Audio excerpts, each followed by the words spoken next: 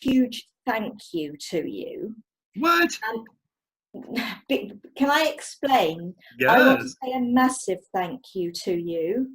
Okay. And I genuinely mean that, although this explanation might sound as if I'm being sarcastic. I'm not. Okay. I am genuinely very grateful. When we were talking on Tuesday, Uh-huh. and you were sort of saying about, oh, well, you've only given me a couple of things and I want to do this, this, this, and this, and this. And I was thinking, oh, okay. And I went away afterwards because it registered with me afterwards, but not at the time, that I didn't feel I was being listened to. Mm. And but obviously what I'd said to you is the question, or the thing that I'm asking is about that I wants don't get. Yes, But I've been thinking about that a lot. those two things are very linked. Mm-hmm. Not being listened to, or not feeling you're being listened to, Mm-hmm. and asking and not receiving. Right, because And they're different things, huh? they are not. They are very connected. They're the same? Okay. Well, think about it. You say to somebody, I want, and you don't get, Right. you're feeling you're not listened to. Right. How does that affect your manifesting ability is the thing that comes to my mind too, you know? Well, that's just it. You know, how many people say to you, what do you want? And you turn around and say, because I said to you, I don't want anything because I Mhm. want don't get. Right. Right. And when there are times when you're given so-called choices and then people Right. don't listen to your choice. Oh no. And you don't feel you're being listened to. The little girl that was in hospital was crying for her parents Yes. I want my and she mommy. wasn't being listened to. Yes. There are many, many things that happen throughout our lives where we don't feel we're listened to. Mm. And that does hurt, Mm-hmm. because on Wednesday morning, Mm-hmm. it really sunk in what had been going on, how it had made Mm-hmm. me feel. On Wednesday morning, it really did. It was just like, right, it's up to me now to connect with those aspects of my younger self who were in that situation of not feeling listened to. Right. And so maybe the situation isn't so much, there's an aspect of the I wants and getting over that, Mm. and knowing that I absolutely can receive, Oh. and the not being listened to. They are very connected, and both of those things have happened.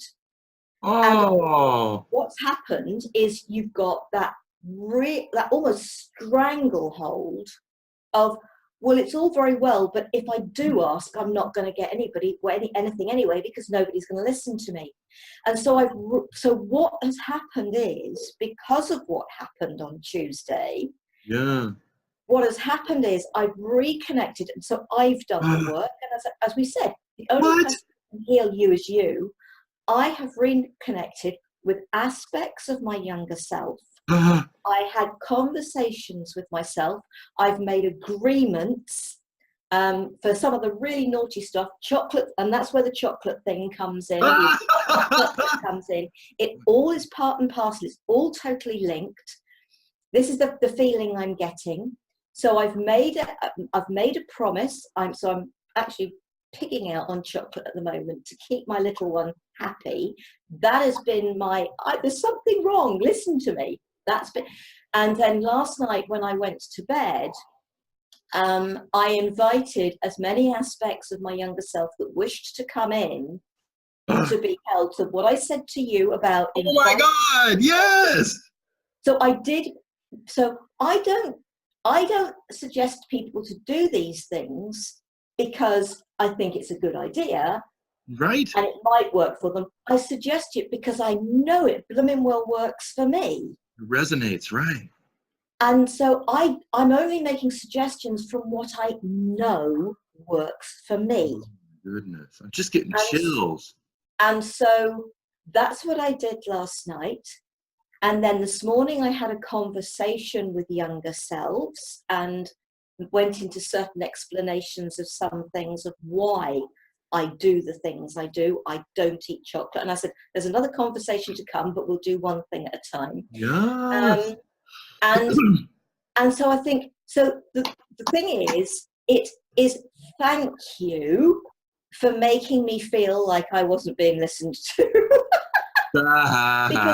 because, because it was exactly what was required at the time then to put me into that self-heal. Mm-hmm. Boy, I got So so much I want to say to this. But go ahead. I want to make sure you're done first. No.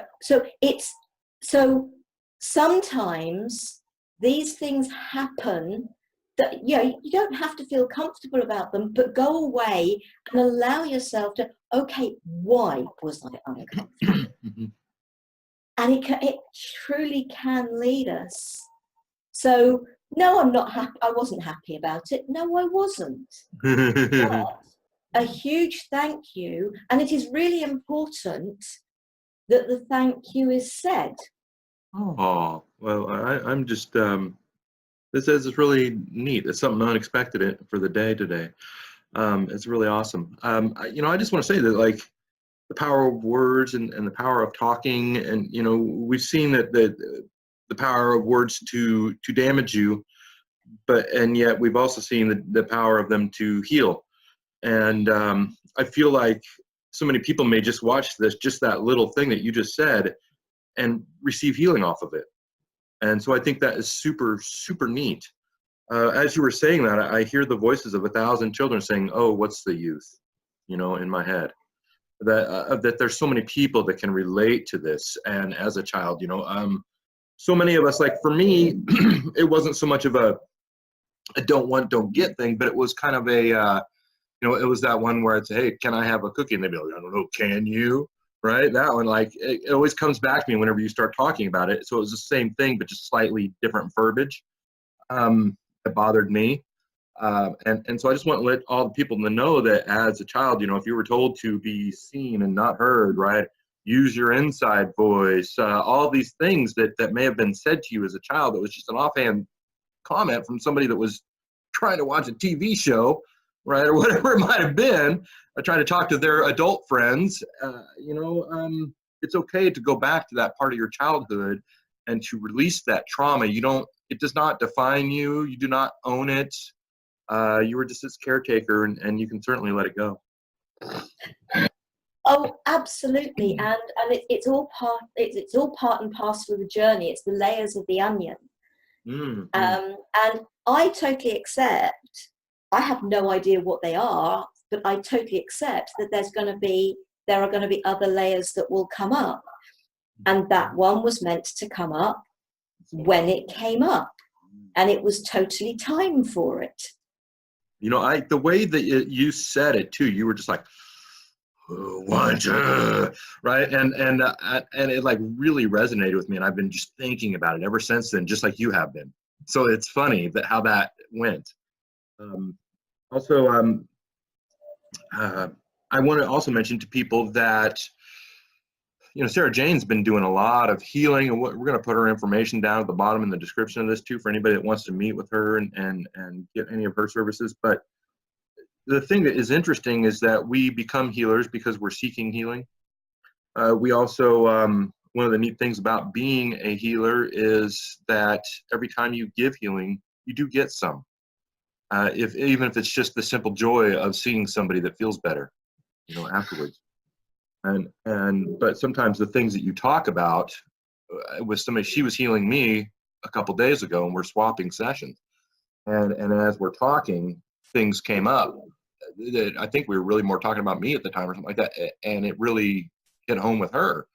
And so that's what we're talking about right now. But if any of you are thinking of ever kind of going down this road of becoming a healer, or if you feel like you need a lot of healer, I'll tell you the old saying we heard when I was learning hypnotherapy way back in the day. I took a 2-year correspondence class on it, and the joke was, there's two kinds of people out there. There's the people that need an hour of therapy a week, and there's the people that need 40 hours of therapy a week, and the latter group becomes therapists.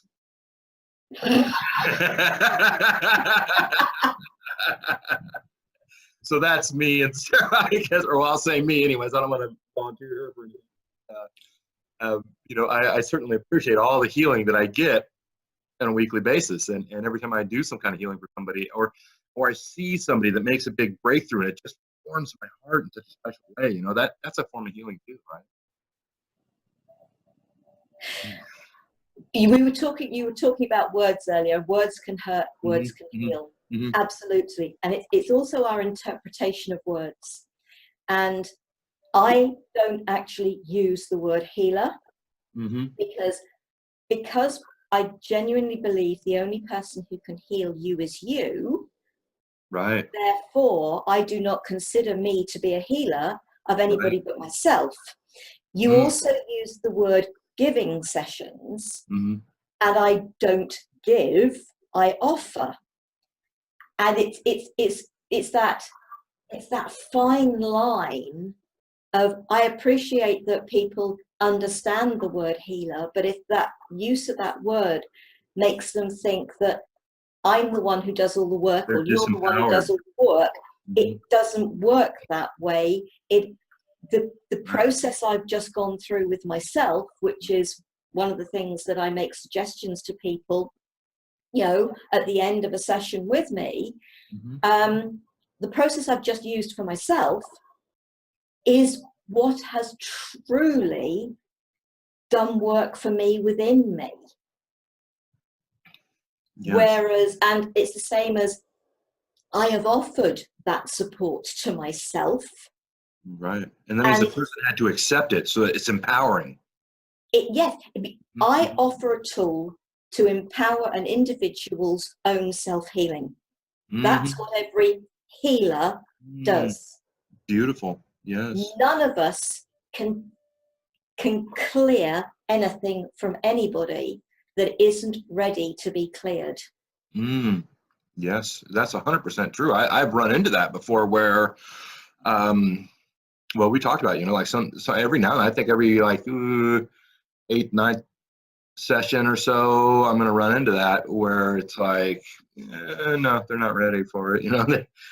They may have thought they were, or there's more there than they knew. I also want to mention to people about the session that we had, that some of the things that were amazing to me, because we're not going to be putting up a recording of that one or anything, so I just want people to kind of hear about my impressions of it. And the thing that was neat is that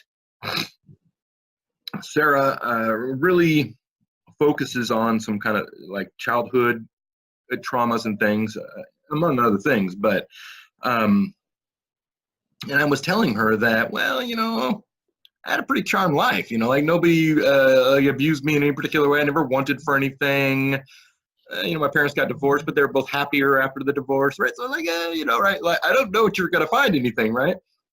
And she literally she takes you back to the womb. And I actually went to when I was a sperm swimming up to the egg, and I'm imagining the egg dividing and dividing. So, I mean, really back to the beginning. And then you go through the birthing process and everything like this. And we found traumas that I had that happened at such a young age that it was before I actually started developing a memory. You know what I mean? And stuff that was really impactful that I was just like, wow, I would have never thought that had been an issue. And so I just want to tell people about that. If you're ever thinking of seeing Sara Jane, that it's really cool.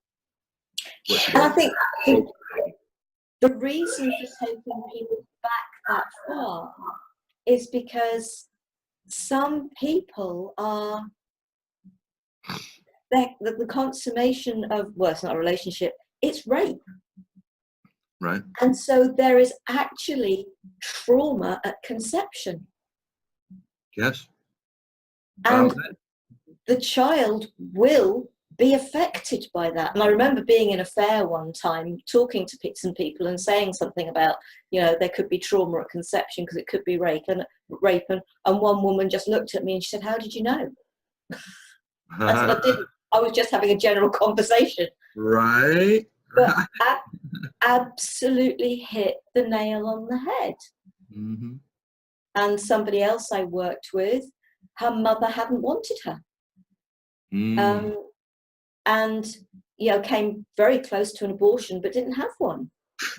And she got within her all that cellular memory of the really not being wanted.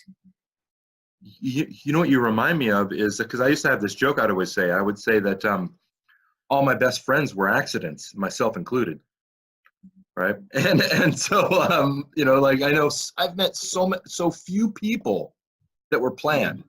Like, my sister was planned because my mom and dad wanted me to have somebody to play with, and they liked their siblings, right? But me, no, no way, right? And so the other thing that you reminded me of is, people talk about. I had a session recently where we'd gone past eating meat, but we were talking about. Well, I was asking this person's higher self. I said, well, what about dairy, right? I mean, dairy, surely that can't be that bad, right? And they say, well, the thing is, Kelly, is that, first of all, it's heavily modified and not in ways that benefit you. Second of all, these dairy animals live in terrible conditions. They're just like stuck in maybe a pen, and they can't walk anywhere, and they're just like a milk spewing robot.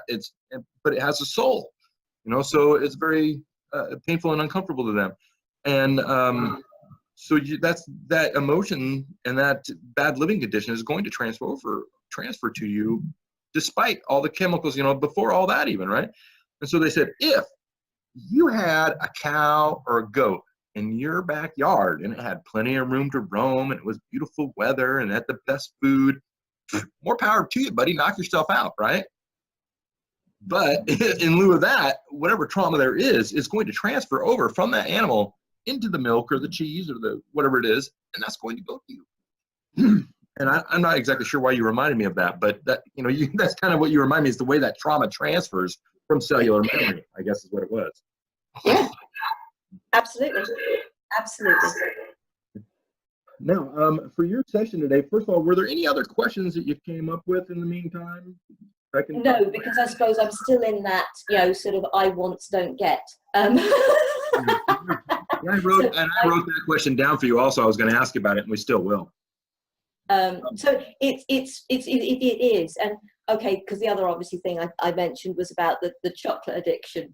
But I have that feeling that literally with what happened sort of Tuesday evening for me, because it was your morning, Tuesday for me, and then sort of I went through the night, and then it was really on Wednesday morning that it was just like, oh, and what was so brilliant was having come to the realization, I sort of then walked up the stairs with a load of stuff in my arms, and something fell out of my arms and fell down the stairs. I've got it's a spiral staircase that goes upstairs. It's an fire escape, so it's got sort of like holes all over it. And this thing that fell out of my arms, and I thought, oh great, that means everything's gone over the floor. And I said, please, can the lid have stayed on? And when I went back downstairs, because the lid's relatively loose and would normally have fallen off, and I came back downstairs to pick it up, and the lid was on it. Oh, I love it. And I just thought, thank you. I am, and I know I'm listened to by the angels, etc., etc. And our creator, great mystery. I know I'm listened to because I've had far too many things happen that I've requested. So I know I am listened to, but obviously it was just a wonderful confirmation. Right. For me. That's so awesome. It's brilliant. So I am open to this, and obviously if there are any energy levels of clearing that could be done, right, surrounding it, bearing in mind the work I did yesterday, last night, and I've done today, right. And I know I've got more to do, and I will work more with that. Right, but what can we do to help today? So it's just a matter of if there's any, it's the energies of it, really. It's just helping to shift those limiting beliefs. And does it really matter if others listen? If others aren't listening, then that's actually their stuff. It's not mine. Boy, you really came around. Yes, but I mean, oh, yeah, but that's something. But it's a matter of that whole thing, isn't it? And if people really aren't listening to you, okay, fine. Maybe that's not their time to be listening to this. This is so powerful. You know what you really remind me of is this other saying. It's when you judge something, you do not define it. You define yourself. Right? You only judge. Yeah, right. You only define one thing, and that's you. And that's kind of what you're reminding me of, is that when you don't listen to something, or if you don't give a child the attention, validation, whatever it might be looking for in a moment, that doesn't not define the child, even though the child may think it does. Or yeah. And that's what's been so amazing just recently. There have been a couple of things on either Twitter, Facebook, or whatever it was, to do with listening to children and listening. And I did, well, years ago, I did a tiny little course, and it was to do with listening, because I was working with adults with learning difficulties.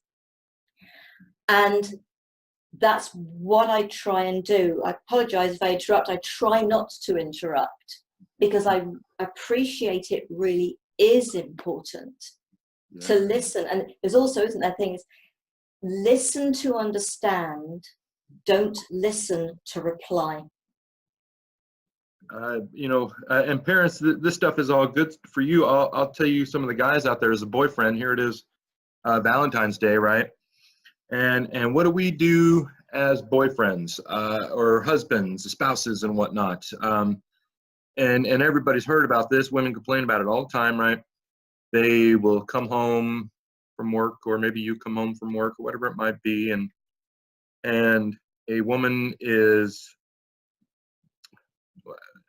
I don't want to say complaining, telling you about something that has bothered them from their day. And what do we want to do? We want to give them the solution, and we want to fix it. Oh, well, here's what you got to do in that situation, right? Oh, here's what you need to tell that person, right? And that's just how we think as guys. I don't know if women do that as much, but really all they wanted was for you to listen to them, right? They just wanted you to say, oh, okay, wow, I'm really sorry to hear about that, right? They don't want you to solve the problem all the time.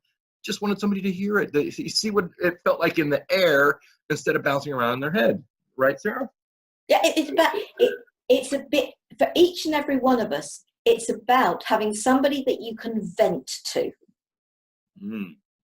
Just let the steam out. My sister and I are going to do a program, and I've called it The Positive of Negative. Because we'd had a conversation about something that was going on. She said, oh, I'm sorry, Sarah. So I said, no, Jackie, it's fine. Great. You've had a chance to be able to vent about it. Now, what you can do is you can actually, right, now I can deal with it. Because you've got it out your system. And so there is a huge, if you stay living in it and you keep just going over and over and over it, that is very negative. But if you allow yourself to vent it and step back and take, right, now let's take this in bite-sized chunks. What have I got to do to sort it out? And that's not negative, that's really positive. Wow, okay. Well, I really like this. I'm reminded that there's certain people that when I get together and I start talking with them, just neat stuff comes forward, and every time you and I talk, it's just always the neatest stuff that I think is so, I'm not saying like it's not universal because it doesn't apply to everyone, but there's so many people that are just going to resonate this and pick up this and say, wow, that is just beautiful vibes. these are silly, a silly thing that I've been carrying around for so many years, that one word that I allowed to limit me for so long, and I'm just going to let it go now, right? So I love that, and I'm so happy for it. I also want to tell you the other neat thing is that because you've already kind of done the healing of the 2 questions that you had, it lines up perfectly with what I wanted to do today. Because I had just changed my mind like 20 minutes before the session started, right? And I came to a realization. Okay, so what kind of a state do you get in when you are channeling a dragon? How do you get yourself Oh, prepared for that? How do you make that come forward? well, first and foremost, I ask the dragons. Mm. Um, I just say, yeah, I'm like, oh, I've got a dowsing pendulum, and so I sort of get the dowsing pendulum out. Oh, I can body douse as well, and I just sort of say, okay. And the same with all the mythical beings, all the mythical friends. I just say, okay, is somebody ready to share a message for whatever I'm doing? And if I get a yes, it's fine, and I don't think I've ever had a no, to be perfectly honest. Um, and because I suppose I'm always coming from a place of love, I'm coming from a place of intention of sharing. And so the energies that I bring now, if I was in a foul mood and wanted to do it, I think, and yeah, I'm a human being. There are things that wind me up. um, and I wouldn't even consider asking to do something at that point in time. I also got a poem out of the situation as well called Listening, or called Listen. You want to do it I right now so we don't forget? Hmm? You got a poem, you said? Yeah, they gave me. I was given a poem yesterday. Oh, well, let's do that. I don't want to forget it. I don't want to miss that at all. Okay. Sometimes these things get pretty wrapped up and we just are so far off in space and time that we forget about a little thing like this. Okay, at the moment it's just called Listen, and there's the hope that this is going to go into a book, and there's somebody that I know we're working with, and she works with sound energy as well. This is a poem by Sara Jane, people. Well, it says by Sara Jane, but I don't know who I'm channeling for these. Fair enough.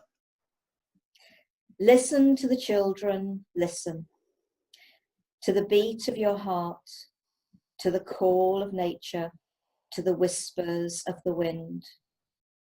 Listen to your inner child, to her wisdom, his pain and sorrow. Your child seeks to be heard, to be understood, to be loved by you. Listen to their voice as they call from the depths of their pain. They seek your understanding and a cuddle from you. Whisper their name, speak their name. Oh, so I'm trying to read my own writing here, I apologize. Sing their name, call them to you. Feel their experiences, feel their tears and let them flow. Hold them close, let them know you are there for them. Join in their laughter, let yourself play like your child. Have fun, feel joy. Listen to the wisdom of your own experiences. Heal the past, live in the now, look forward to the future. Listen. All you require is inside you. Listen to the children. Listen to the beat of the drum that is the rhythm of life. Oh, wow. Does that just go with everything we were talking about so perfectly and beautifully? But it was always going to be that, because that's how that one came about. Ooh, it's giving me chills, you know. Somebody like you for people that don't know out there, Sara Jane has her own modality. She has several, but the one that I'm most familiar with is the vocal Reiki, and I hope that a month from now and a year from now and 10 years from now that this video will be out there and people will be able to feel the magic in her voice, just like I am feeling it right now from many thousands of miles away. Yes. That's wow. I got a little tear in my eye there from that. That's really good. There is an ebook, and it's called Crystals with a Twist. Is it yours or somebody else's? Mine. Okay. As I said, it's with the Dragon's help and with a lot of research. It's my book. It's up as an ebook, and it's called Crystals with a Twist.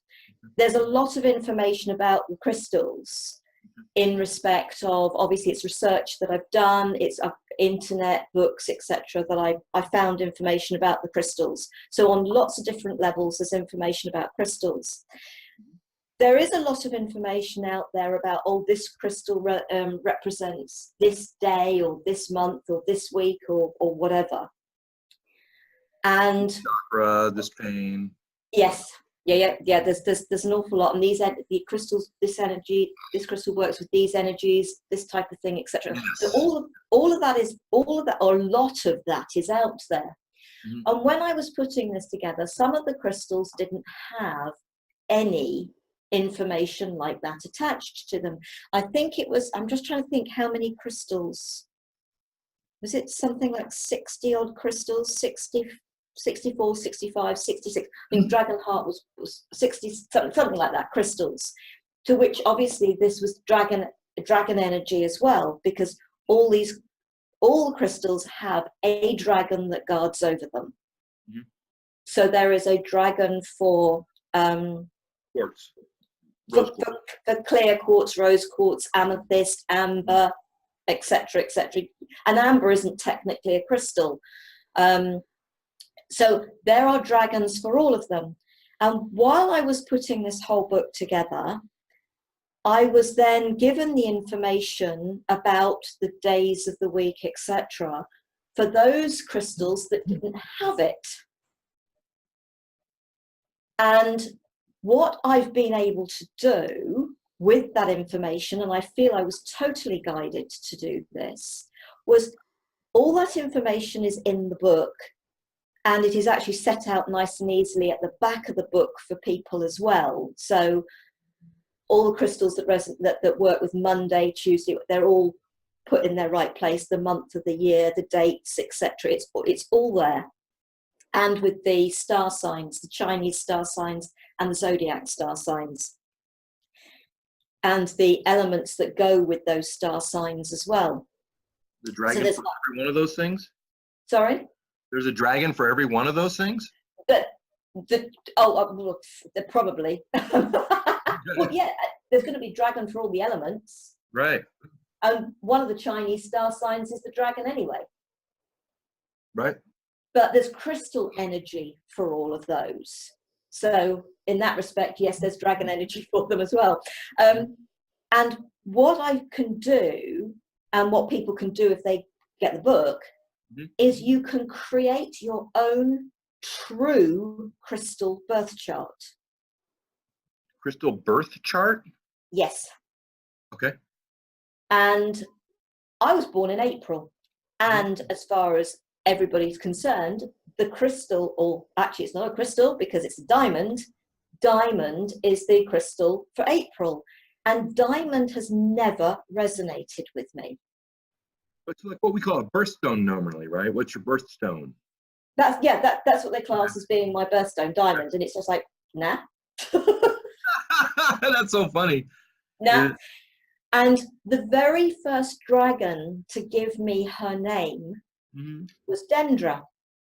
And Dendra is the name of the dragon that guards over Amber.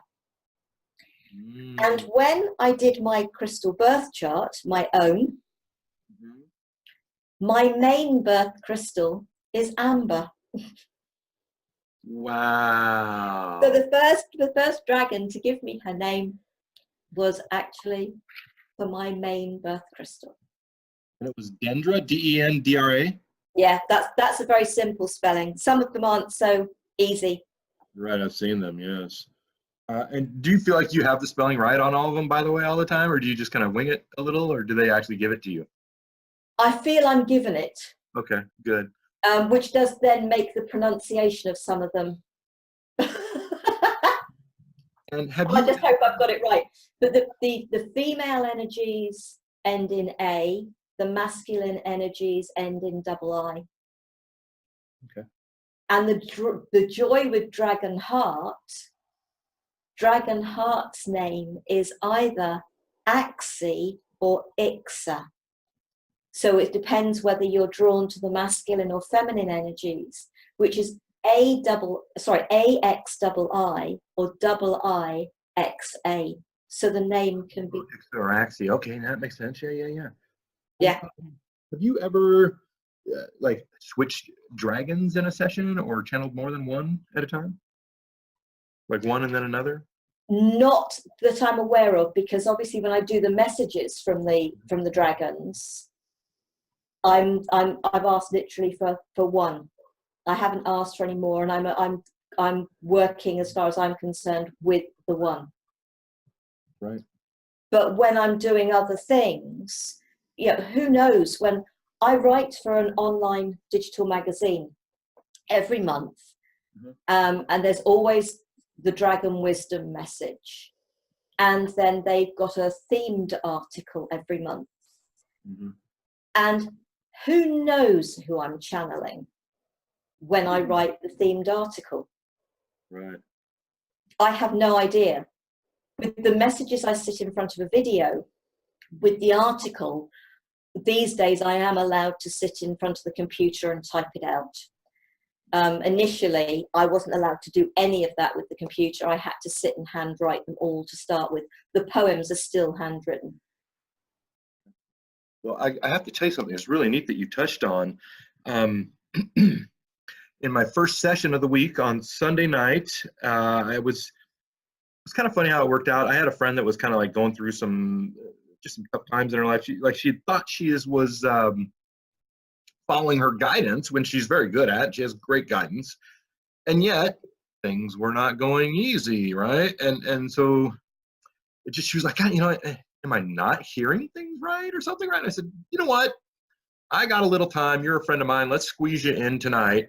And it was Sunday night, and let's just do a quickie little session, and we'll ask 3 questions. We'll go to the higher self on this to see if you really did follow your guidance as you were meant to do. But she moved and left her husband, and moved in with her sister in a whole other state. I mean, big changes, right? And then yet things haven't smoothed out and started feeling in the flow yet for her. And by the way, as it turned out, she got a job the very next day, which is what she was most worried about. So that was really neat. But we just had these 3 questions, and it ends up turning into like a 3-hour session, because her and I would just get together and things happen. And so in her session, she was like a giant just after the fall of Atlantis, and she is carrying after some small humans that have escaped Atlantis.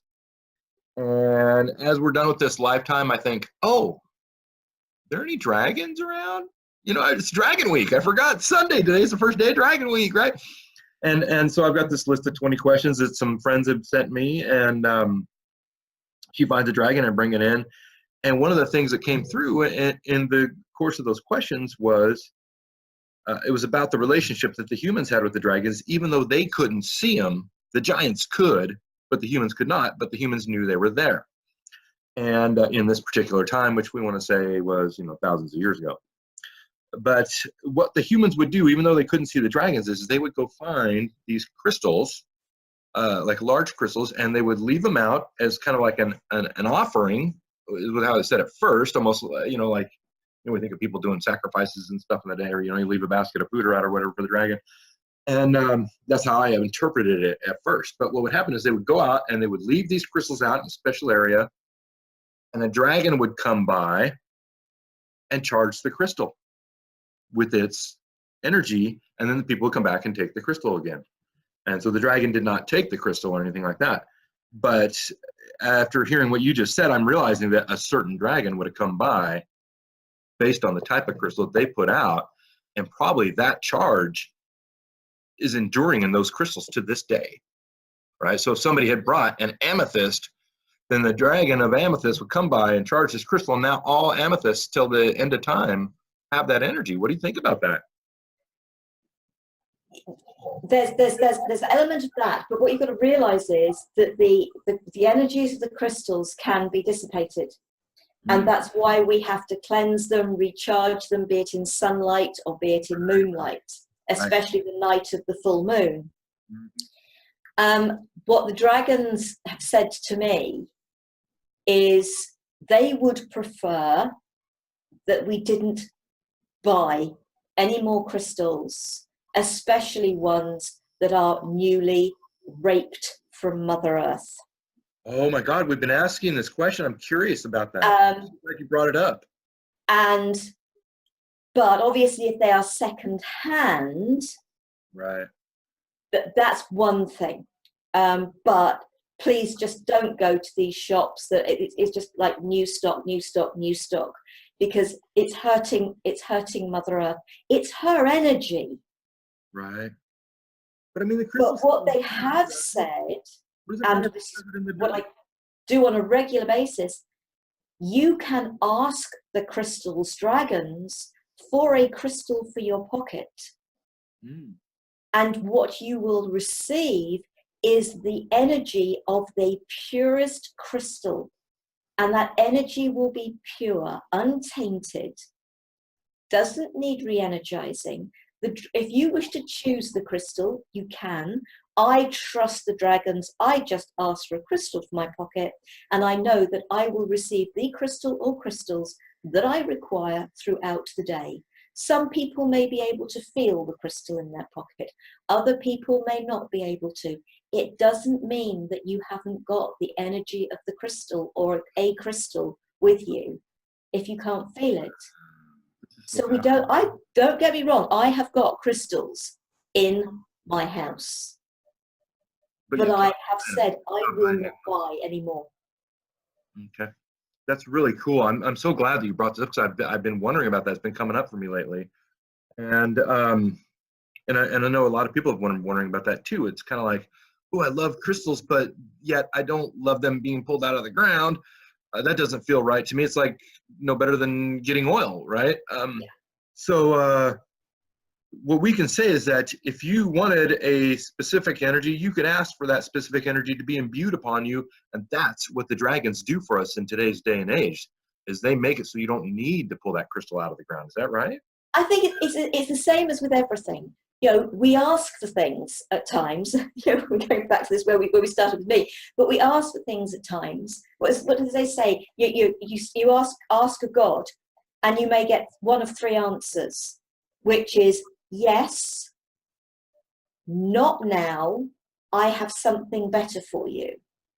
You never receive a no, but you may not get this is why I personally leave it to the dragons.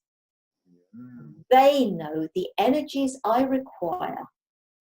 Why would I try and interfere with that? But then I suppose I'm one of these people, I live an awful lot in trust. Right. That's really cool. So there's one last question I wanted to ask you, and then I'm going to tell you kind of how our surprise is for the day. Is there any color that you associate with dragons in general, or maybe the realm that they would call home? Like, I know that each dragon kind of resonates to its own thing, but if you were to say in general. Well, my own dragon is, and when I don't see things, I don't hear things, it's just an awareness with me. Mm-hmm. And when my friend Karen was doing the meditation that helped to introduce us all to our dragons in this particular group we were in this particular day. And my immediate reaction was, oh, I've got all the colours of the rainbow. Oh, okay. And then it dawned on me that my dragon is a clear quartz crystal. And therefore, sun hit her, and it's all the colours of the rainbow, which are also the colours of our chakras. And so, is there a particular colour? No. I would say their realm is absolutely the colours of the rainbow, multicoloured. It is what it needs to be at the time. I wouldn't put anything in particular. I wouldn't specify. And who would I be to specify? Right. Great. So I have heard, and through some of my sessions, Well, let me give you an example. So sometimes we go to different planets and things like this, and we will find that one planet seems to really resonate to, well, we went to a place that was rose quartz, actually, the whole planet, and all the beings were kind of had a little bit of a pink hue, and the sky had a pink hue, and the waters had a pink hue, and this is what this planet was, and it was just a really cool vibe there, as you can imagine. Um, Other places we've gone to have been really resonating towards the blue ray end of things, or maybe the gold ray. And a lot of times that seems to be influenced by the sun of that particular solar system, in addition to what the planet does. So maybe the planet may resonate towards blue, but the sun sends out gold, and so you got a blue and gold planet. Okay. Well, what I've heard is that the reason that the Earth is kind of, the quote unquote sort of like the jewel of the area, the galaxy, whatever it is because it resonates to all 7 colors of the rainbow and the chakra. And this is what makes it different than some of those other planets. Isn't that a neat concept? And of course, that would be why the dragons are that way too, right? Because they're very earth-based, right? I think it's all here, and that the Earth does have her own main 7 chakras as well. She has 8, as I've heard in some of my sessions, actually. Well, that's possible, sort of, and I couldn't tell you where certainly the 7 are. I know I've been told, but I would have to go and look up. And let's put it this way, we talk about our 7 main chakras, but then we have the Earth star, so the chakra beneath our feet. Yep. We've got the higher heart, or the thymus. We actually have, I think it's 200,000 chakras in our body. The tips of your fingers. There's like one way up here above your head. Blah blah blah. Yeah. Absolutely. Sort of, and something I learned to do with the quantum touch that I've done is that you can actually draw your 8th chakra up, and you can bring down the 9th, 10th, 11th, and 12th chakras much closer. And that is actually something I do for myself twice a day. So chakras, they come in and they're happy to stay for about an hour, and then they will go back to where they belong. But when I first started doing that, it was almost as if the 12th chakra was pushing all the others down, because it just wanted to get into that place just above where the 8th came up to. So it was quite funny. But now it knows that I'm doing it on a regular basis. It's fine. It's got the patience to wait. So here's what I'm hoping to do today. Most of your healing's kind of been done, and we can certainly, through the process that I'm thinking of, facilitate some as well. I'm sure of that. But maybe like take Sara Jane to the next level. Something maybe you haven't done with the dragons before. So what we'd like to do is act as an interviewer. I'd like to interview some dragons and just kind of have you as the intermediary. What do you think of that? Like, I'd ask you a question and you can answer, and so you would channel them just the way you normally do, and I'm going to talk to them through you and ask them these questions that people have sent me. I think the sensible thing to do here, because I do like to ask them, it's not for me, it's for them to answer that question. Okay. So I picked up my dowsing pendulum. I don't know what you can see because of where the camera is. I see everything except for your head, unfortunately. Okay. Oh, well, that's no loss.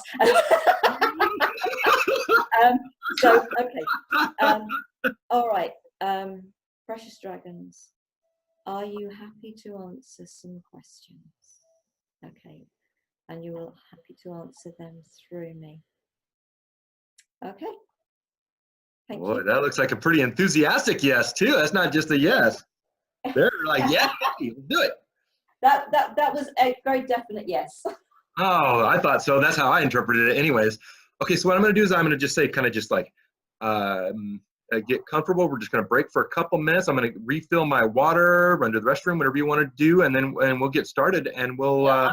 I'm fine. You're fine? Actually, no, I will just in case. So yeah, I'll be back in a minute. Yeah, let's just give it a couple, then we'll get to work. Yep. Whoa. What's up there, little dragon doggy? Rawr! Rah! Don't breathe fire on my back today, all right?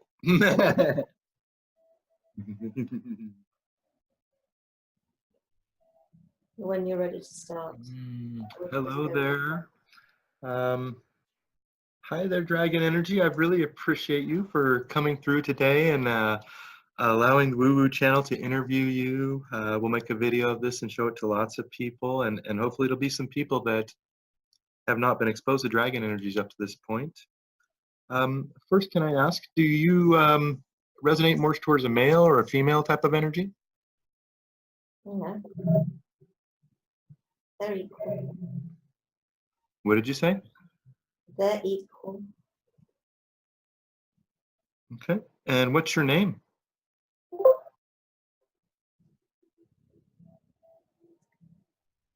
Names are something you humans need. Fair enough. All right. And now it will be okay if I ask you a few questions through Sara Jane in this manner. Is this good? We've agreed. We're happy about that. Yay! I'm very excited too myself, and it's so nice to meet you. And I think this is going to be a lot of fun.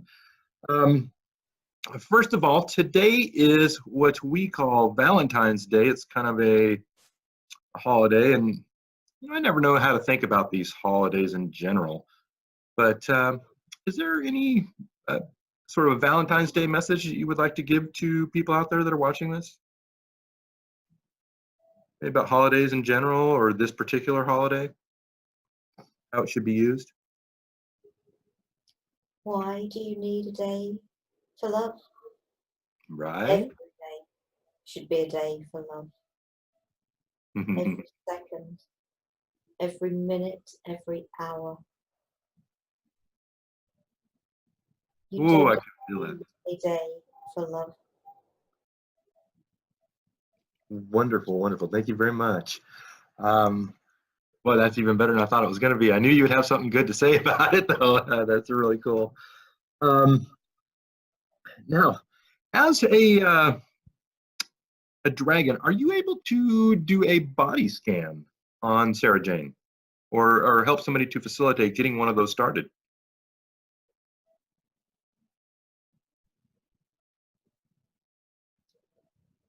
It's an action. Okay, thank you very much. If there is, I'm sure that you guys are more familiar with any physical ailments and things that need to be addressed on her and whatever has been bothering her. But just for the sake of people that are watching at home, if you come across anything that is interesting, a certain area where there is blockage or problems, if you could just bring it up, I would appreciate it. I'd like to talk about it and hear about it, okay? But in the meantime, I'll go ahead and ask you some more questions if that's all right. Appropriate. Okay. All right, thank you. Now, first of all, is there a place that dragons call home that they go back to the most often? We live in the dragon realm. Hmm. Is that a particular dimension? As we would. It's our home. Okay. The doors are opening to your realm. So we hear that the veil has been thinning, the veil of forgetfulness for the humans, and a lot of new energies have been coming through to us. And is this what you're talking about as well? Oh, yes. Oh, that's wonderful. Okay, so are you saying that at some point in time, after, kind of like what we call the event or the shift or the ascension, that we would be in contact with dragons again and see them just flying around the skies on a daily basis? Whether you will see us, but you will feel us, depending on your own energies. Okay. And that's something that is kind of, it's in the process now, and we're just waiting for it to finish. Am I hearing that right? As Dragonheart has said, the doors of the mythical realm are opening wide. Oh wow, that's very exciting. So it won't just be dragons. You know, we're talking about dragons because it's Dragon Week on my channel, but really you're referring to all the mythical creatures. All mythical creatures are your friends. Mm, We are all here okay. to support and to love you. Wow. Okay. So, um, and I'm thinking of some mythical creatures. Let's just go down the list here, and you can tell me if they're all real or myths. It sounds like you're going to say they're all real, but fairies are a real thing, right? Oh, yes. And unicorns, real or not? Oh, yes. Oh, yes. Okay. Um, leprechauns Of course. are. Is a gnome different than a leprechaun, or is it the same thing? Oh, no. They are their own beings. Oh, okay. And dwarfs or elves? They are all special friends. Okay. God, I'm getting such a great energy off of you. I really, it's neat to feel and experience. Let's see what else. Well, dragons, we know, yes. And what about like Bigfoot? Is that a mythical Big, creature? Is that a different? Bigfoot, Yeti, Sasquatch, Abominable Snowman. One and the same but live in different areas of your planet. Wow. Very So if a Bigfoot lived up on a mountain, it would just have white fur so it could blend in better? They blend in with their environment. So if it moved down off the mountain and into the woods, it would change color? You're putting human aspects onto us. Why wouldn't I? Let go of human thought. Let go of human limitation. It's just dawning on me, like all of a sudden, I'm like, well, no wonder they're so hard for people to find. That's cool. Let's see if there's any other mythical creatures that I've forgotten that somebody's gonna be mad at me that they really like. Um, Unicorn, the fairy. Is there any that I've forgotten? Oh, hundreds. Oh my goodness. Okay. But Well, I you guess. are only quoting those that you consider friends. Mhm.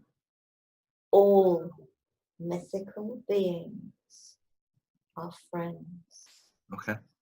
And so as this door continues to open, we will gain a connection with all of them. Oh, yes. And do they all have like their own realm, or do they kind of live in the same as the dragon realm currently? The mythical realm.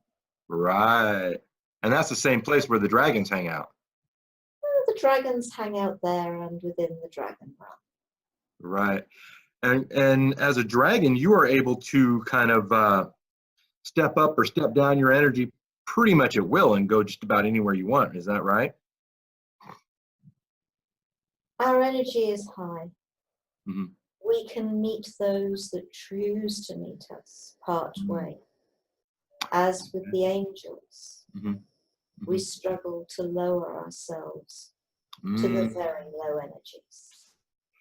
Right. And I have heard this about the angels as well too. So I think it's very neat that you brought that up. So there's kind of a like a middle ground. Somebody has to be able to raise themselves up to that point, and there's only really so far that a dragon or any other mythical creature is going to feel comfortable lowering its vibration. I'm understanding that right? Let's say meeting rather than lowering. Right. Lowering suggests that you are less than we are, Oh. and you are not less than we are.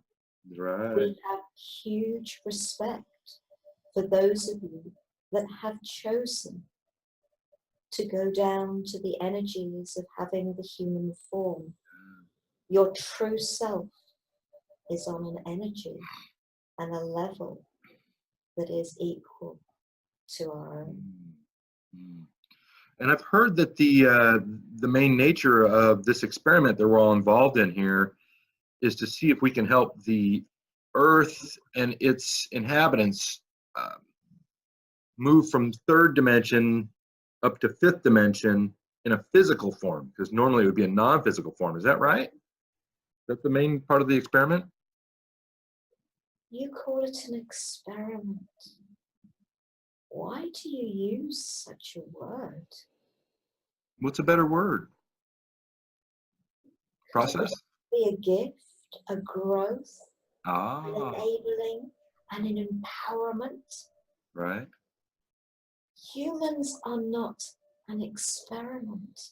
They are an experience.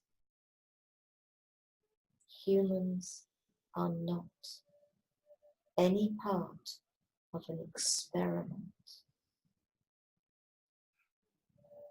Right. None of this is happening by accident. There's no a randomness to this, is what you're saying. This is done with purpose. Human thinking.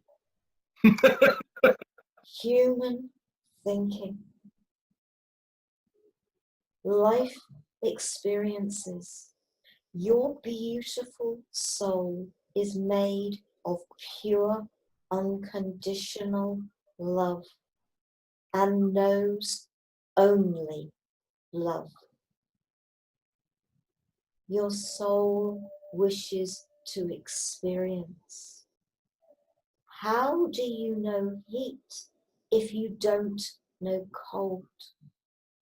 Right. How do you know pain if you don't know love? Mhm. How do you know light if you don't know dark? Your Right. soul is choosing to experience. And your experiences are growing. Mm. Your Mm. experiences are taking you beyond where you have been as a human, physical form. But you have succeeded in going beyond before. And as it is time to go beyond again. Okay. I remember one of my friends I had a session with had we thought it was like a dragon that was a guide, but it actually, as it turned out, the way it was answered in her session was that this was just another part of her multi-dimensional self. And it was on what we would call the 18th dimension at the time, as I remember. Um, is there a version of Sara Jane that is currently a dragon right now? We are connected. All right. And is this something that would be common for most people, or is it a rare thing? Am I looking at We it wrong? are all connected. Mhm. We are all one. Okay. And for people that are watching at home that feel an affinity towards dragons or have always wanted to connect with one, um, can you offer some advice for people that haven't been watching Sara Jane's channel? We have gifted you all your own guardian dragon. Wow. The very first message we shared was that there is an aspect of our myth and legend that has truth. Dragons guard over a treasure. Mm. You are your dragon's treasure. Are we able to experience or how do we feel a dragon in our life then? Like we feel like we go through, tough times and, struggles and things like this. And how would we see that a dragon was actually helping us? Sarah, with our guidance, has shared meditation to connect with your guardian dragon. Okay. But we may suggest that you could copy that, share that, experience that, or go into nature and Mm. allow yourself to be in peace in nature and invite us to you. Some of you may connect with us very easily. Mm-hmm. Others, we are respectful of you. Mm-hmm. We do not wish to frighten you Mm-hmm. in any way, shape, or form. And if we feel any form of uncertainty within you, Mm. we will hesitate to make ourselves known in physical form. You may feel our energies. Be patient. Grow comfortable with us. And when it is time, you will meet us. That's awesome. All right, that's great. Thank you very much. Um, as far as the way dragons, well, we think of them as looking, right? So I know that in some parts of the world, they think of a dragon as like a long kind of a serpent with some little legs, and in other places they have, big wings and look like a big lizard.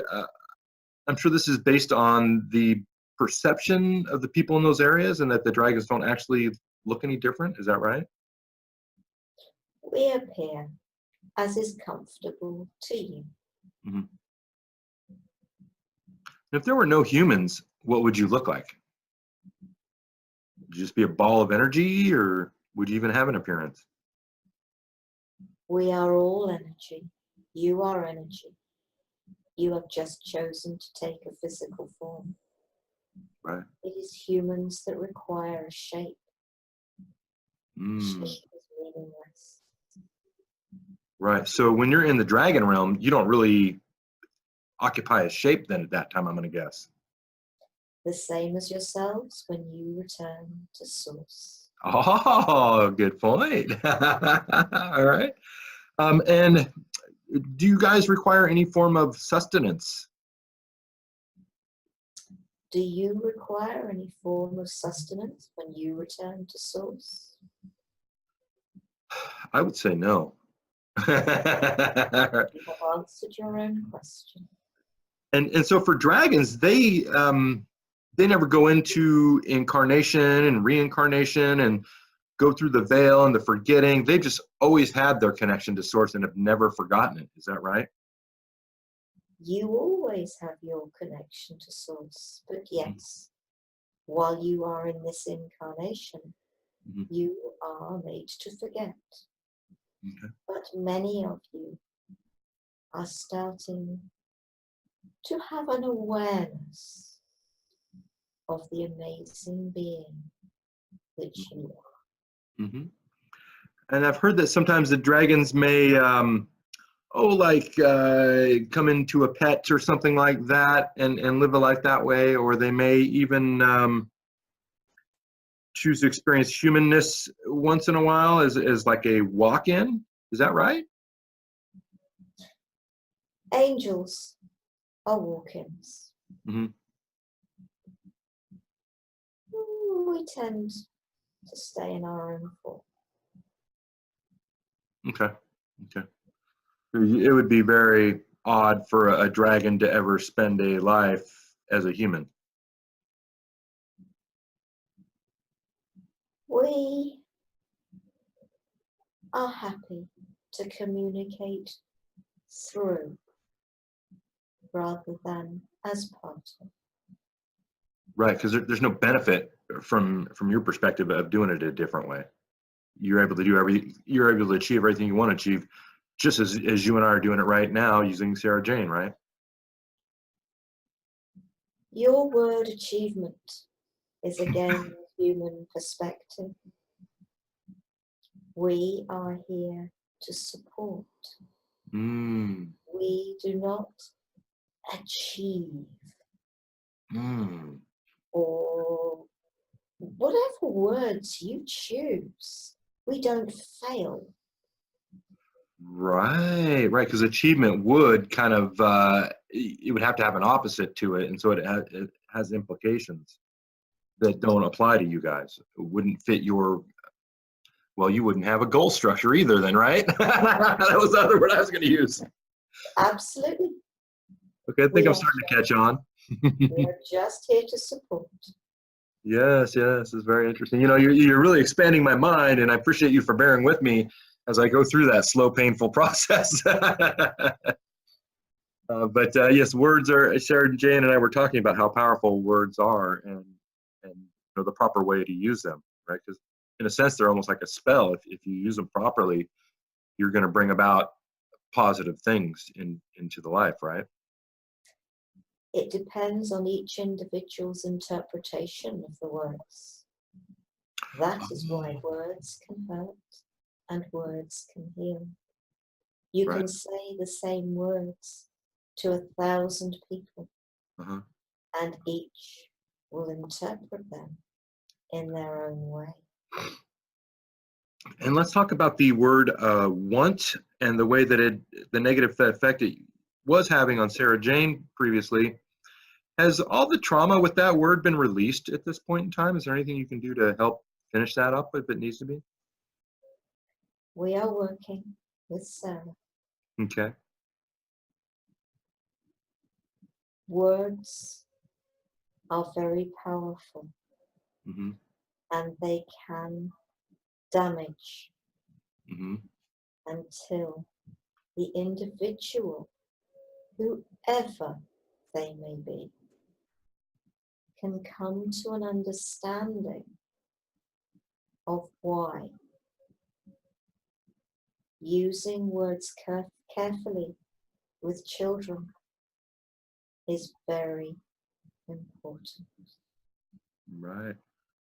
I've heard that the best word a parent can use with a child is I'm proud of you, right? That's the number one thing that a child would want to hear.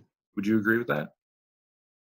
Being loved, being praised, being encouraged, being supported, being listened to Mm. are all important Oh, that's wonderful. for a person, a human child, to grow up with an awareness of themselves. Many human children are left feeling unimportant, unloved, unwanted, not good enough because of the words Mm. that are used with them as children. And then that affects their ability to pass on worthiness to other children that they encounter, huh? Some are determined that their children will not suffer the way they did. Mm. Others carry on that legacy through generations. Right, right. Because like sometimes you'll hear about somebody, they'll say, "I never drink because I saw my father drunk and I didn't like it." And then other people say, "Well, you say why do you drink?" And they say, "Because I saw my father drink." I said, "You don't know how it's going to affect somebody, huh?" Exactly. But you also have to realize that you come here to experience different ways Mhm. of life. Right. So like Different we chose our ways. parents just like our parents chose us to be the child, right? We made a pact. Each of you makes choices, and those of you that have experiences with others have made a pact for that experience. Yeah, that's great. And we hear different things about like what we call I guess twin flames is one thing some people call it. Then we have, I hear things like a soul group or a soul family or a soul tribe. Are these all one and the same? Is there some of them that are less accurate or more accurate than others? Can you talk about those words?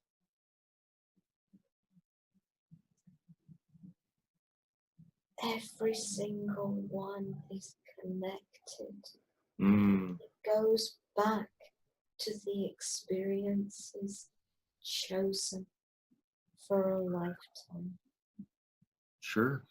You are one with all. But some you have chosen for there to be animosity, for you to experience that feeling. Right, Others you have chosen for there to be huge respect. right. Others for love. Others Oh, for other feelings. So that you can experience a whole gamut of feelings and emotions. that's You are, amazing. Right. So it's about your perspective. If I want to look at one person and say, I have a relationship to them on a soul level, then I'm right. And if I want to look at 10 people and say we're a group, then I'm right. And if I want to look at 1,000,000 people and say we're all one, then I'm right. yes, It's wonderful. How's that body scan coming along with Sara Jane? Have we found anything that's being fixed today that I can hear about? Sarah has done an awful lot of work on herself. Mm-hmm. She has an amazing understanding and Mm-hmm. acceptance. And there are little glitches. And they will heal in their time. Okay. So there's She no told arthritis or stomach issues or lessening vision, anything like that we can talk about? It'll feel better today when she wakes up? Sarah is somebody who likes to feel better in her heart, Mm-hmm. to feel a connection, Mm-hmm. a love of self, a love of every aspect that is her whole being. Mm-hmm. Her feeling of connection to all that she is, every experience she has had, every hurt, every pain, every disconnect. She has an understanding and has chosen a gift that supports her to heal the traumas within her. Mm. Experiences to do with other aspects of her physical body. Mm-hmm. Maybe experiences she has also chosen. That makes sense, yeah. We respect that Right. and we will support But you that. guys would know the difference too, right? Because you know her so well. Absolutely. Thank you so much. Appreciate that. So anything that's wrong with her is meant to be wrong, and that's fine, and that's good. Call it wrong. Right? You have this word imperfection. Yeah, I do. There is nothing imperfect about any one of you. Mm, Everyone is perfect for the experiences of the life they have chosen. interesting. Now, so I'm curious how you'll weigh in on this topic. In some of my what we call a quantum healing session, I've been exploring this concept of reverse aging for people that are into that. Is there any guidance you could give me on that topic, as far as the appropriateness of it and how to approach it if it is? Those that feel drawn to it will be drawn to it. Mm-hmm. Those that realize that it is all part of life's experience Mm-hmm. to mature Mm-hmm. in every aspect. It is like your rebirthing. It is like your hypnosis and going back to different ages of life. Yes, yes. It is right for some Mm-hmm. and not for others. Mm-hmm.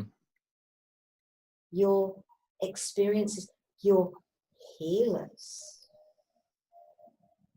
Not everybody will be drawn to every modality, Sure, that makes sense. which is why at this time there are so many new modalities, Mm. so that there are those that bring these to touch the lives of all, Mm-hmm. each Yeah. finding what works for them. I've heard that every person has their own unique modality inside of them, just waiting to be discovered. Is that right? No, No. Ooh. because not all of you are here to be what you call a healer. Mm. Mm-hmm. Mm-hmm. You need your architects. Mm-hmm. You need your builders. Mm. You need your cleaners, your rulers. Right. Every aspect of your life. This life experience needs every role. The managers, the under managers, the Yeah. CEOs, the directors, the sales assistants.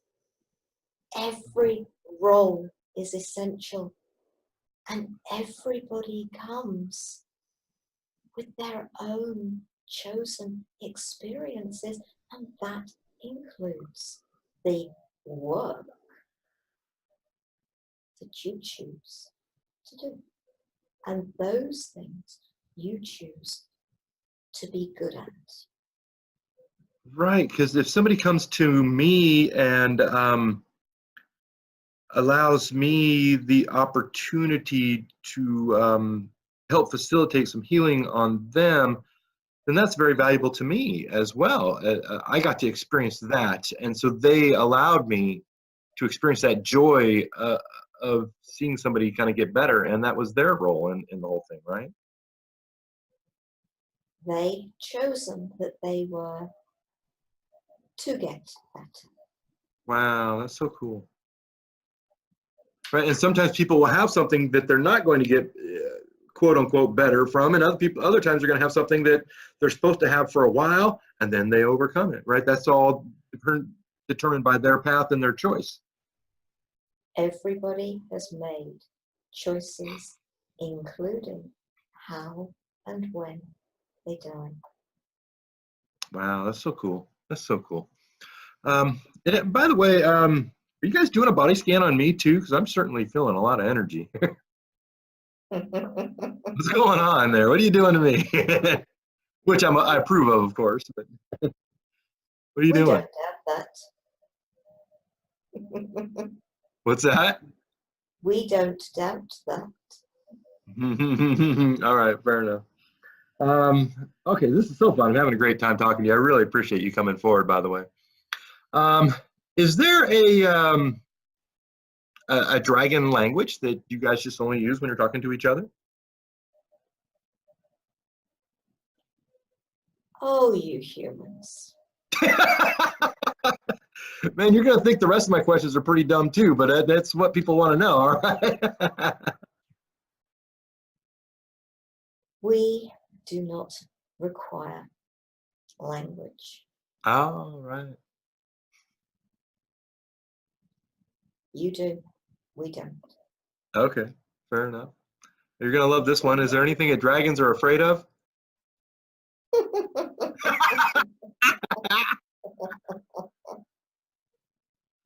I'll take that as a no. In the dragon realm, is there such a thing as time? Oh, you humans. I told you were going to like most of these. All time is happening at the same time. Mm. You created linear time, Mm-hmm. and everything is happening right now. Mm. Okay. This brings to mind, would you say that Sara Jane and I have ever had lifetimes before where we knew each other? Everybody knows everybody else. You have had multiple lifetimes, and your lives have touched another lives. Okay, that's cool. That's just a neat concept. I just kind of came to my mind there. And how about gravity? What is real about gravity? What's not? Like, how do we have that wrong? And what would be a better way for us to look at it? Gravity is part of your human experience. Okay. So from our perspective, it is a thing. It is an energy. Mm-hmm. It like pulls things down and holds it to the ground. Is that right? It is part of your human experience. You require to be able to walk on the earth. But does the earth exist? Hmm. How solid is what you are sitting on?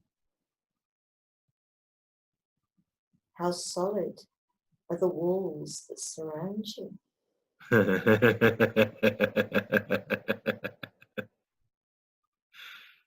Ooh. You guys are really expanding my brain today. I appreciate that. I really like it. It's fun. Um, it's one of the best parts about being human is discovering places where you had limited yourself. It's very very entertaining and fun to talk to you in this way. Thank you. Um, Get so rid of the box. okay, Get that makes rid sense. of the box. You do not have to find doors in walls. Right. Just knock the walls down. So this brings to mind the idea of ghosts to me, because we feel like there's these kind of spirits that I don't know, they're like stuck on Earth or something, or lost or confused, and they can just walk through walls. What's going on there? There are souls that are stuck here on earth.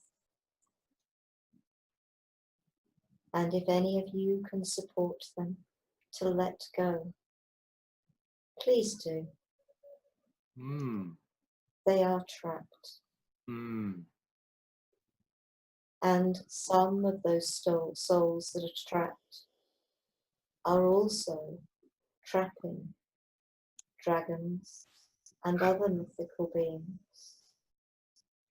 When their souls finally allow themselves to be released, Uh-huh.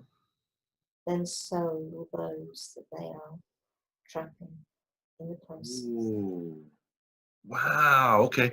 And usually they're kind of like attached to a certain part of the land, isn't that right?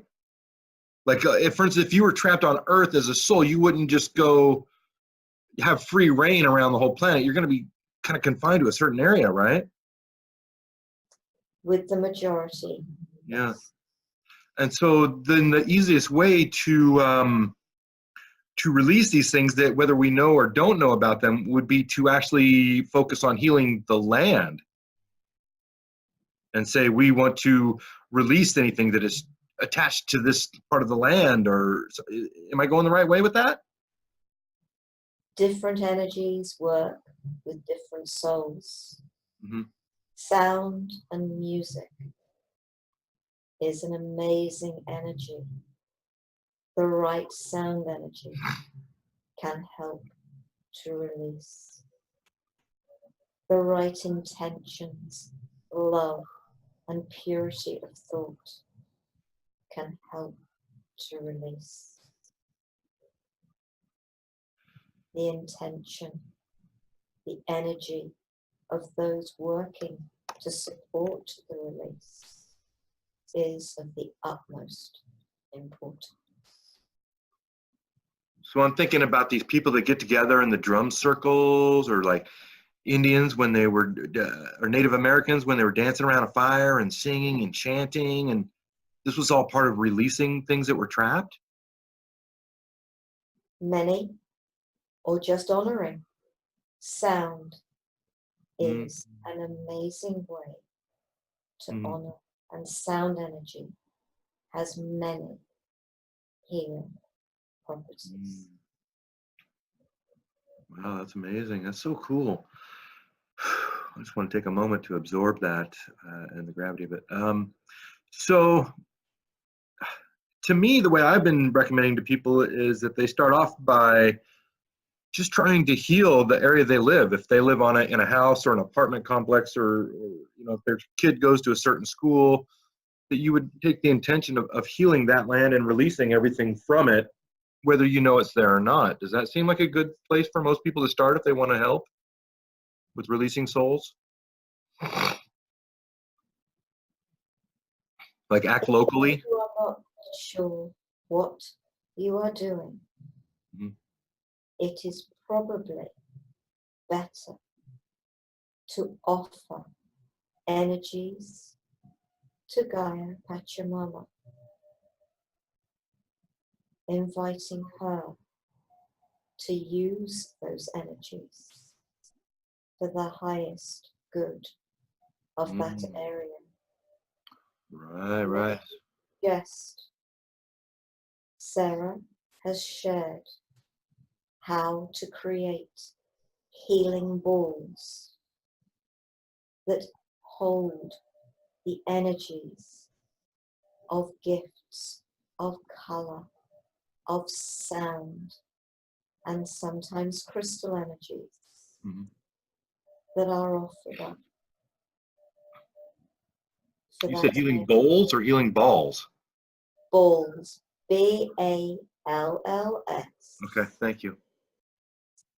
And who shared that information? Was that Sara Jane? Yes, Okay, so that can be found on her YouTube channel or her website?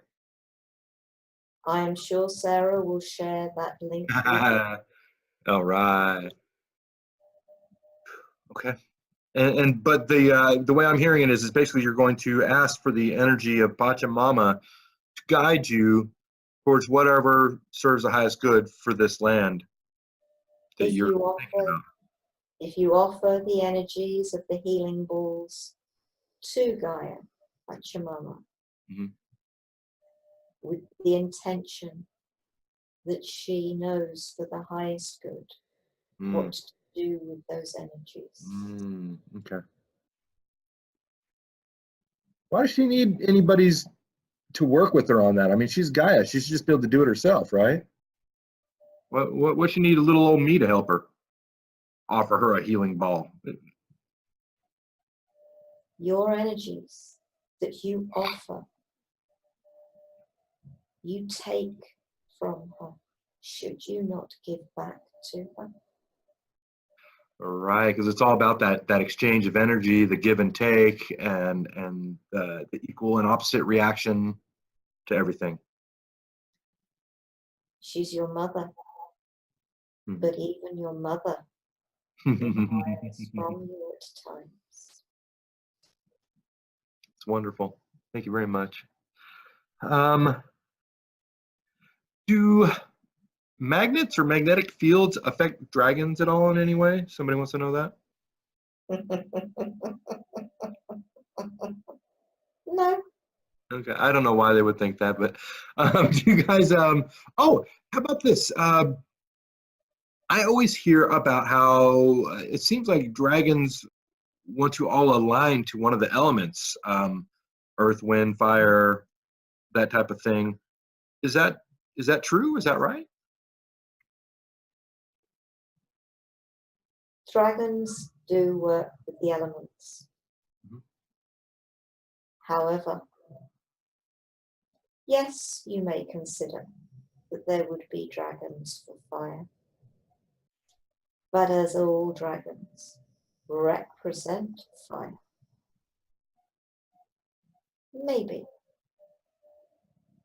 we also can represent another element as well.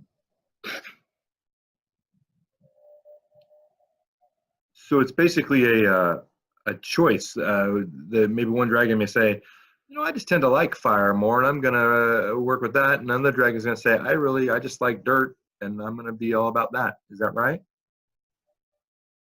There are angels for the elements. There are elementals for the elements. There are fairies for the elements. Mhm. There are dragons for the elements. Mhm. We go where we are required Mhm. with love. Mhm. Do dragons go to other planets? Or are they mostly associated with Pachamama Gaia? There are many, many, many of us. Hmm. Too numerous for you to be even able to understand. We work in many dimensions, Hmm. in many realities, Hmm. in many universes. Many universes. Interesting.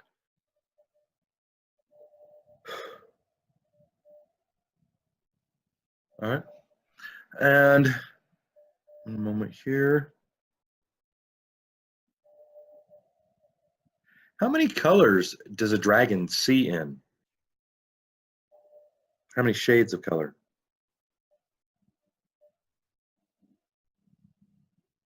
Beyond human perception. Hmm.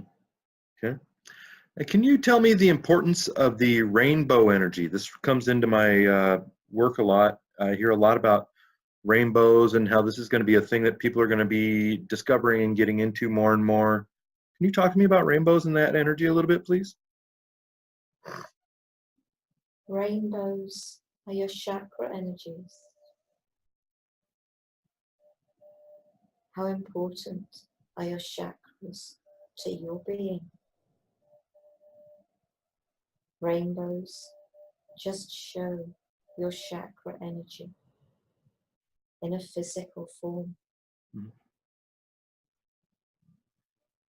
Have you ever viewed and realized that your chakra energies, your 7 main chakra energies, are the colors of the rainbow? Yeah, that's pretty cool. And you should live by the colors of your chakras of the rainbow. You should eat the colors of the rainbow. Your health is linked to the colors of the rainbow.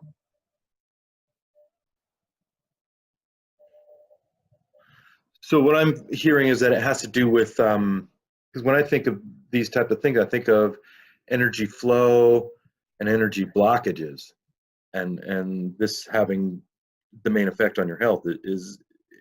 Am I going the right direction with that? Yes, you may have energy blockages, but you can support those by doing chakra balance exercises, sound for your chakras, Mhm. and by eating the colors of the rainbow.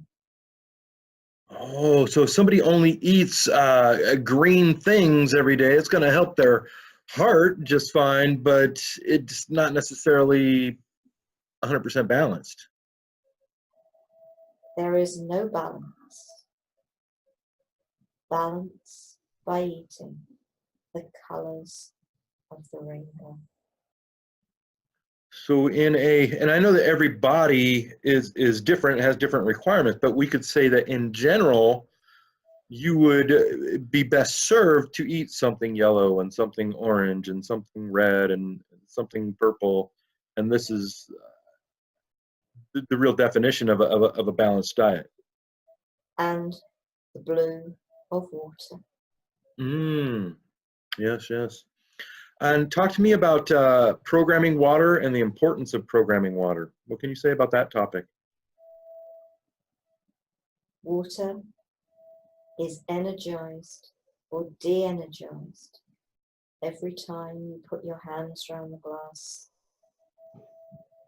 The energies you hold within you when you hold that glass of water are the energies that are transferred to that water. Right. It's just like we were saying about the milk the other day earlier. Like if somebody has a cow that's a very happy cow, then it's going to give you great milk. But if it's not going to be. And so it's the same thing. If I'm in a bad mood or a negative vibration, when I pick up a glass of water to go have a drink, then I'm just going to put that negativity right back into my body. Yes. And if I take a moment to be grateful and thankful, then that's what I'm going to put into the body when I drink. The better your mood, the higher vibration of your energies. Water is an amazing carrier of energy. Mm. You can use sound for it, but it doesn't matter how much good energy you put into it. Mm-hmm. If you then hold it with anger, with frustration, with hurt, with pain, you are negating the positive energies already. I see water used in, like some of my friends have this modality called BQH, Beyond Quantum Healing, where they do a thing with water. I've seen some things where people use water for different forms of manifestation, where they think something, they hold the water, and then they drink it, and this somehow helps them to manifest things. Is that a real thing? What you can perceive and believe, you can make happen. Okay. All right. And just a moment here. What is it? What is the real source of all light? Does all light come from the creator, or does the sun generate any of its own light? Do people generate their own light? Talk to me about light and the source of it. You are light. Mm. Light is a perspective. It is a human perspective. Light and dark, love and hate, cold and warmth. Source is love. And if love is therefore light, then that is where light comes from. Mm. Very nice. Very nice. All right. Do dragons have any feelings? Would anything ever, I don't know, tickle you or make you itch or anything like that? You think you humans are the only ones with a sense of humor.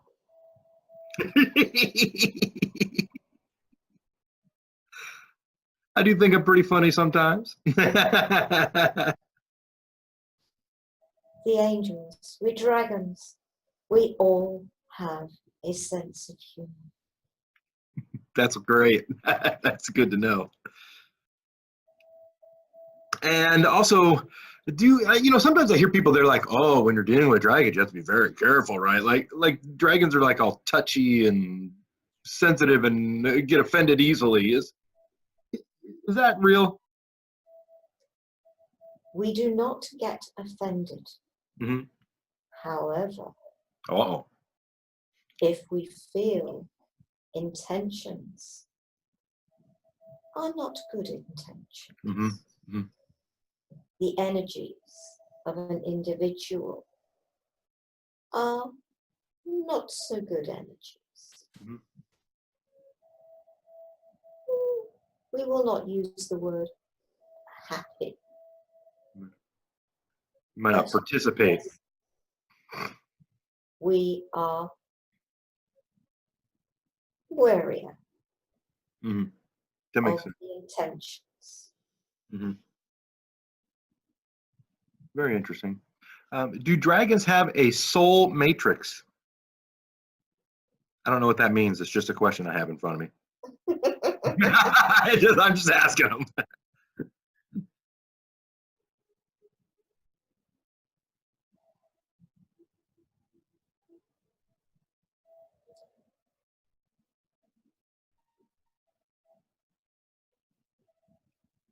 I'm getting confusion here Okay, as to what so the way I heard this before was that dragons actually don't have a soul matrix, and the reason would be because they do not incarnate and reincarnate. It's just the one soul the whole time, and they don't live or age or die. So I would think that they die. know they do They die. die. Does that mean new dragons are being born as well? Well, this is Sarah answering this one. Yeah. Absolutely, because my own dragon has a little one called Oh. Charlie. Okay. And absolutely, so this really is coming from Sarah right now, Yeah. Well, you can tell it's pretty easy. because from my understanding, and I'm sure I will be kicked into touch with this if I'm wrong, Yeah. from my understanding, there are new babies being born every second, and each one of those will have their own guardian dragon. Oh, okay. And so Charlie, when Charlie is ready, will go off and become a guardian dragon for somebody else. Charlie is just staying with his mum Phoebe for now. Yeah, Absolutely. I'm working with the freeing of a dragon in Australia. Unfortunately, she passed. That's how I know they die. But she had 3 little ones, and they are now being taken care of in the dragon realm. They will grow up and they will become guardian dragons. That's coming from me, and I am not feeling any energies of Sarah, shut up. Well, let's go back in and we'll ask the dragon about how long does a dragon's soul typically exist? Let's let that energy come back forth here and see what the lifespan Dragon is. soul can exist forever. Mhm. A trapped dragon, depending on how and how long, Mhm. because they cannot expand their being, Mhm. then they can let go of their soul. Mhm. From And they can reincarnate again. Okay, very interesting. How are new souls created? I mean, is there like a soul factory, right? I mean, like where do they come from? Is creator just pulling off a little piece of himself and that's a new soul, or does some mechanism happen that creates them? Where do they originate? Talk to me about the new souls being made.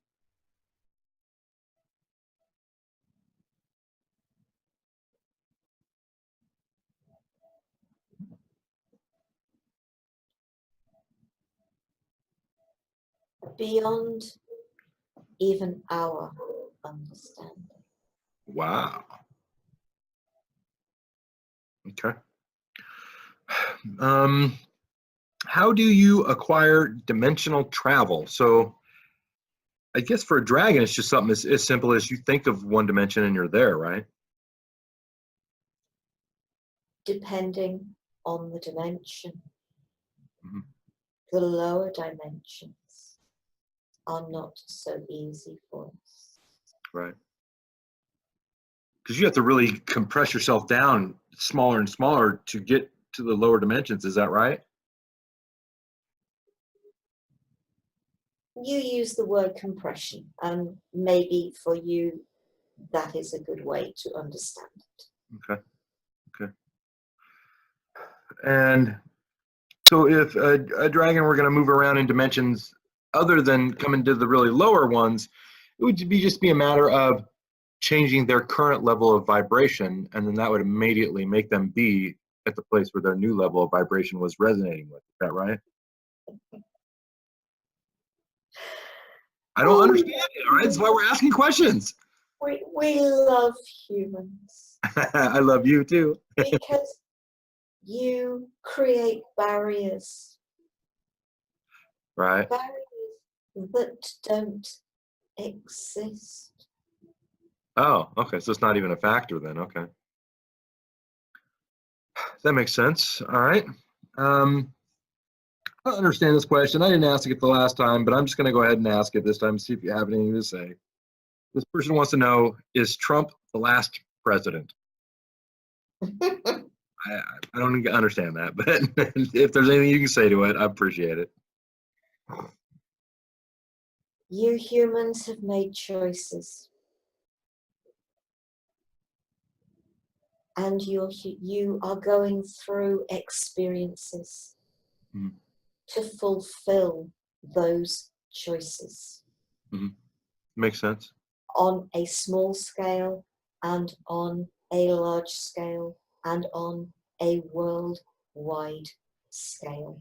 Mm. Sometimes things have to appear to get worse Mm-hmm. before they can get better. Right, because the polarity makes us realize that, oh, we don't like this now, where something before we had just been letting it happen. And sometimes you need a catalyst Mm-hmm. that brings about huge change. Okay. Okay. Is there anything you can tell us about the timing of the event or the shift, as we like to call it, or if there even is such a thing? Is my understanding way wrong on that too? You are talking time, Hmm. time that is all happening right now. You are thinking future. You think in the past. Think in the now. Stay in the present moment. Live in the present moment. And the future will take care of itself. Right, because if people think of it that way, then they're just going to sit back and wait, and they're not going to do anything. That's the danger, right? No, live in the future with what is going on now. If something affects you, say so. Learn to use your voice. Mm-hmm. Learn to take action. Mm-hmm. You cannot affect your future by doing nothing. Right. That's very good. Thank you. Because I feel like as a human, and we want to feel like we have some sense of control over things, and so we want to join together and try to do what we can to manifest this better version of the world than what we perceive right now. Is that something that's appropriate to think that way? Start by controlling, if you must use that word, Mm-hmm. yourself. If you wish peace, be peace. Mm-hmm. If you wish love, be love. Mm-hmm. If you wish kindness, be kindness. Love yourself, be at peace with yourself, be kind to yourself. Then you can truly be at peace with others, love others, and be kind to others. Everything starts with you. So if I embody all of the things that I want the new world to be, then I'm already surrounded by all that stuff, and therefore, in a sense, I'm already in that new world. Absolutely. But by the same token, somebody that's not in that world can walk by and, steal my money or something, right? I mean, am I really there just because I'm in a good mood? I'm embodying these great things. The energies you hold are the energies you attract to you. Okay, so if I'm embodying the right things, I'm less likely to have these high polarity incidents occur around me. Unless you have chosen them. Right. Absolutely. Okay, that makes sense. Makes a lot of sense. Okay, and just a moment here. I'm skipping a couple of these questions here that just seem silly to me. But do dragons have blood, and what would it be made of if there were such a thing? Dude, that's the least of the ones that I skipped. About skeletons or internal organs. We are energy. Mm-hmm. You are energy Mm-hmm. in a bag of bones for this Mm-hmm. life experience. Mm-hmm. Okay. And how about when it comes to new baby dragons? Is there eggs or is it some other method? Do they have sex? How do you make a new baby dragon?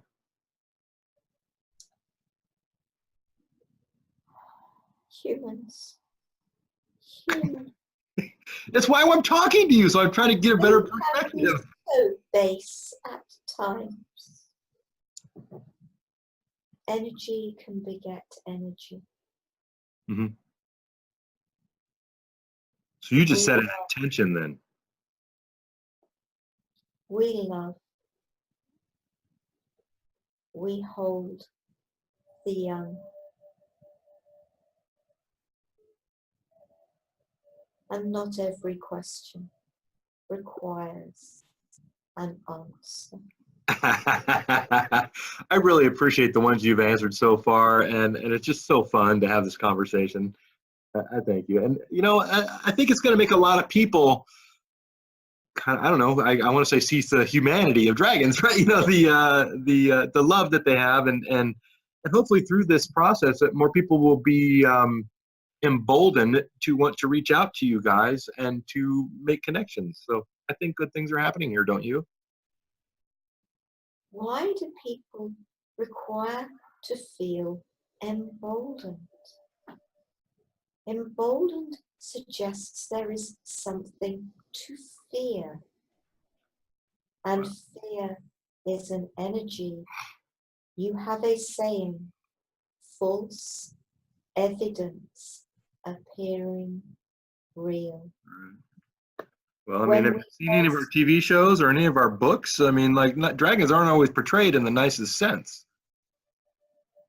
When we first connected with Sarah, along with all the other mythical beings, we asked that our myths and legends were not shared by her. Yes, I remember that her Because saying that. so many of them have been distorted Mm-hmm. to create fear. Yeah. Oh, on purpose, so that people wouldn't reach out to you guys. Exactly. Oh, okay. Because reaching out to you guys would make people realize their own multidimensional aspect. In a way, it would help them to overcome the veil of forgetfulness. More to the point, it would make them less controllable. Because they don't have any fear anymore. Because the dragons, if they were to meet them, the dragons would be like, oh, you humans, why are you afraid of things? And we would learn that, and then that would make us harder to control. We have been here for you the whole time. It is the myths and legends in some cultures that have grown up around dragons that created fear around the werewolf, around the vampire, around many of the Greek myths and legends, and many others around the world, around Morgan Le Fay. She is a queen of the fairies, Wow. a great healer, not Wow. a wicked witch. Mm. The energies that have been put into the myths and legends to create fear. Mm. Wait a minute, you're saying like vampires and werewolves are like our buddies? They're gonna like bite us and turn us into a vampire or a werewolf? The vampire is a guardian of the night. I watch over the night. I can see in the dark, and there is nothing to fear in the dark. If you are ever alone and afraid in the dark, call upon me, and I will be there to watch over you. You don't suck people's blood? You don't suck anybody's blood? You guys don't exist on blood at all? You are putting human aspects to us. Yes, I am. I'm trying to clear it up. Why would we require human blood when we are pure energy? Right. And if you're immortal, why would you require any kind of sustenance at all, right? As an energy being, we require no human type sustenance. Wow. And do you guys exist in the same realm with all the other mythical creatures then? Of course.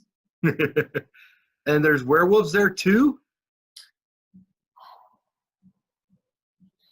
We werewolves are your friends, and we have given you your very own guardian wolf, and What? you are one with your wolf. We are also a guardian of the night, especially of the night of the full moon. If, as with the vampires, you feel scared when it is dark or full moon, just call on us. Call on your wolf, and we are there to protect you. Okay, so this is the part that's not penciling out for me. There's literally nothing for me to be afraid of, but I got all this stuff that's here to protect me. What? Yes. That makes sense. I mean, do you see what I mean? Like, what would I need protecting from?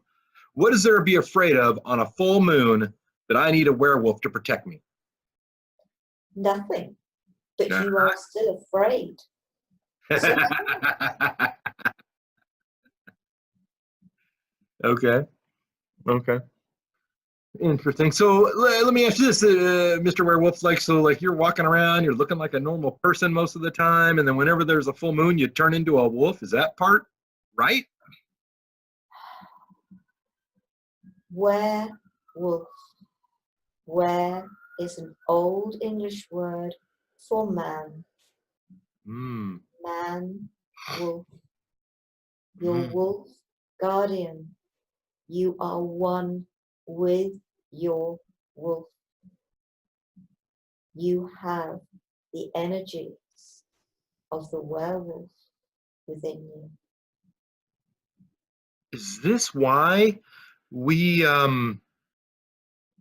we have such an affinity to the canines? Like, are all the dogs actually descended from wolves, or do they come from somewhere else?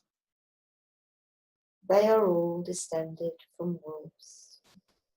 And this is why we first got together with wolves, was because of this connection. Why do humans and wolves have more of a connection?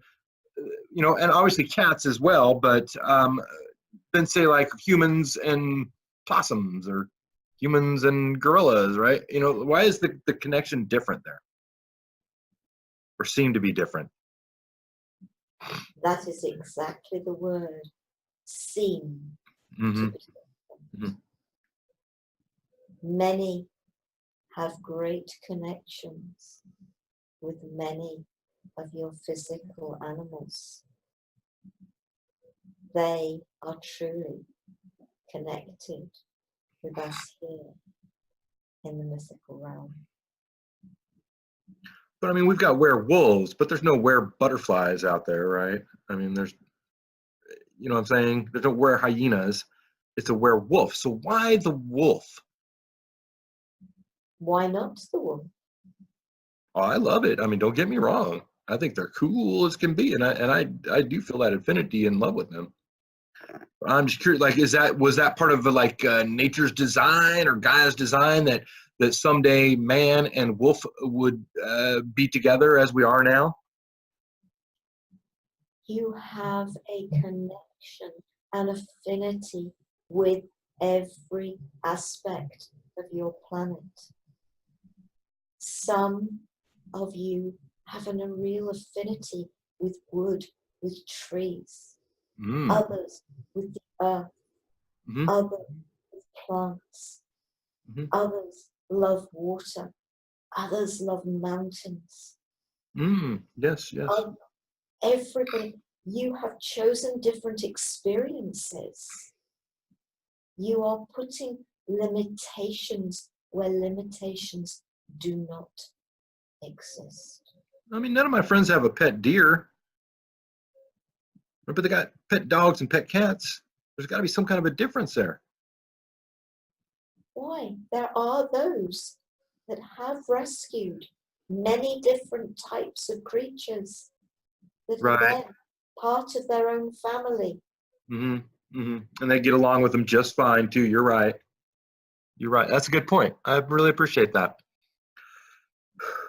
Okay. Let me see if I have any more questions. You guys have done such a wonderful, wonderful job. It's so neat to meet you and to get a chance to expose other people to you guys. And I hope that so many people will come to these videos and watch them and learn a lot from them, really expand their mind the way I feel like mine has been expanded. I just wanted to take a moment to offer my thanks and gratitude and appreciation for all that has transpired here today. I just want to make sure I don't have any other questions here.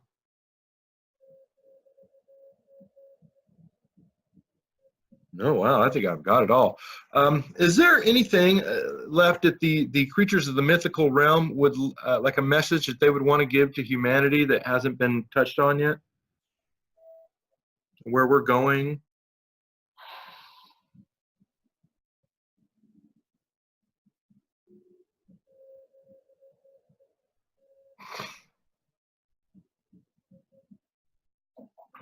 Learn to trust and believe in the amazing being that you are.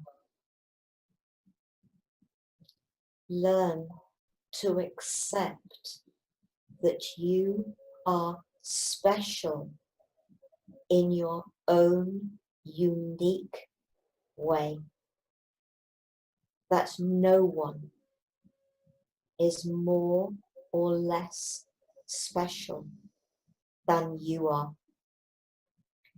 You are all equally amazing and special.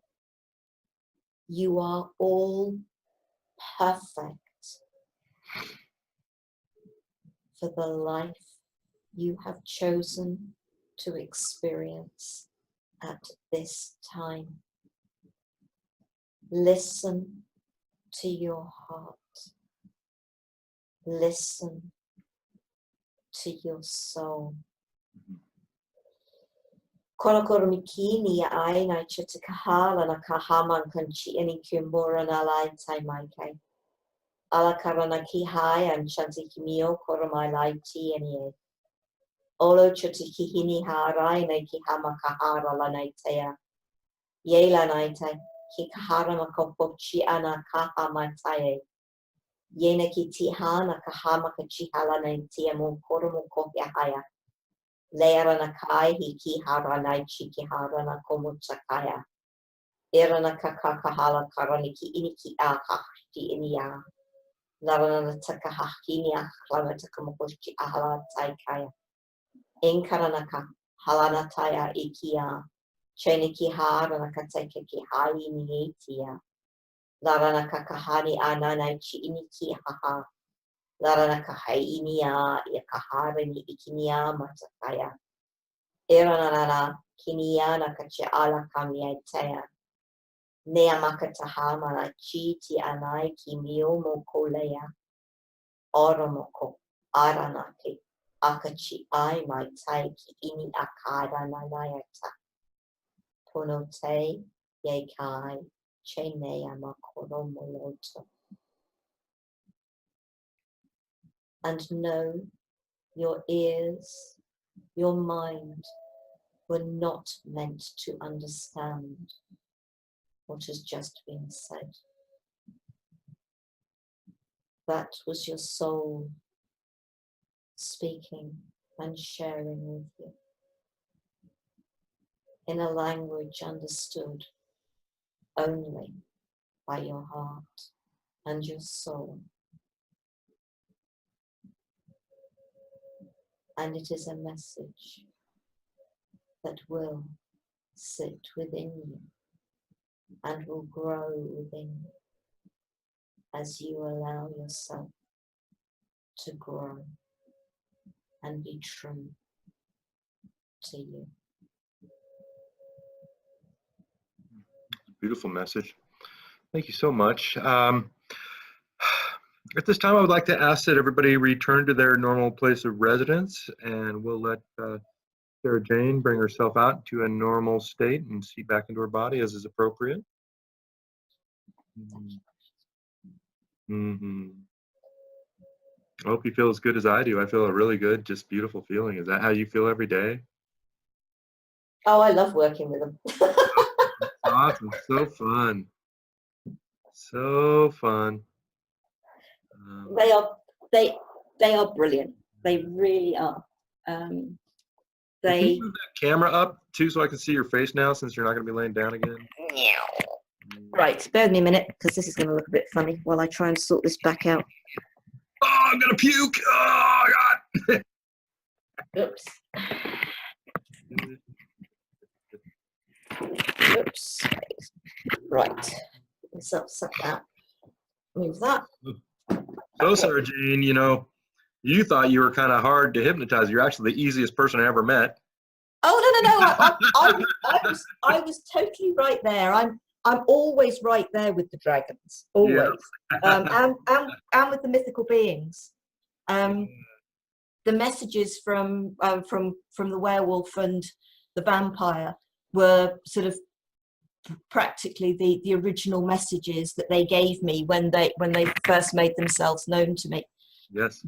Seriously, with the werewolf, yeah, there's no two ways about the fact that I was there was an element of fear, wariness to do with the werewolf. And at the time I was working with a young gentleman with learning difficulties who liked to go to the cinema every month. So I took him.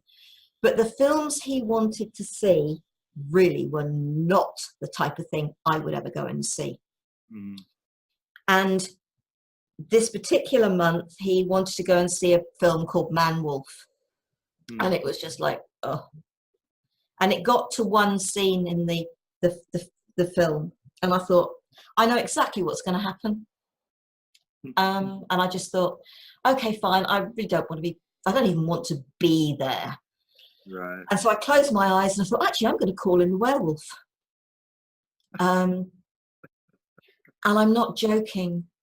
The sense of peace and calm that descended on me was amazing.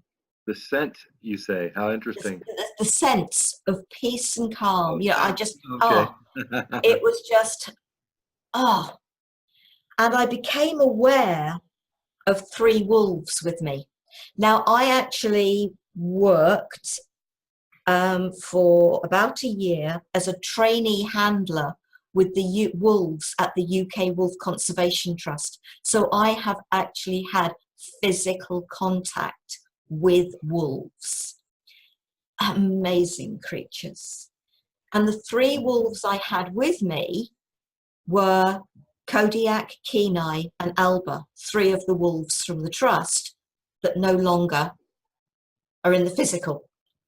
Great names. So that was amazing. And the start of the message started to come through at that point in time. And I had to sort of say, excuse me, can we wait to tomorrow, please, when I can sit down with pen and paper? Because I can't write anything down in a cinema with that going on. Right. That was really, that was an amazing experience. And therefore, do I have any fear of any of the mythical beings? No, I don't. Not when you can have that sort of experience with one that is supposed to be so horrendous.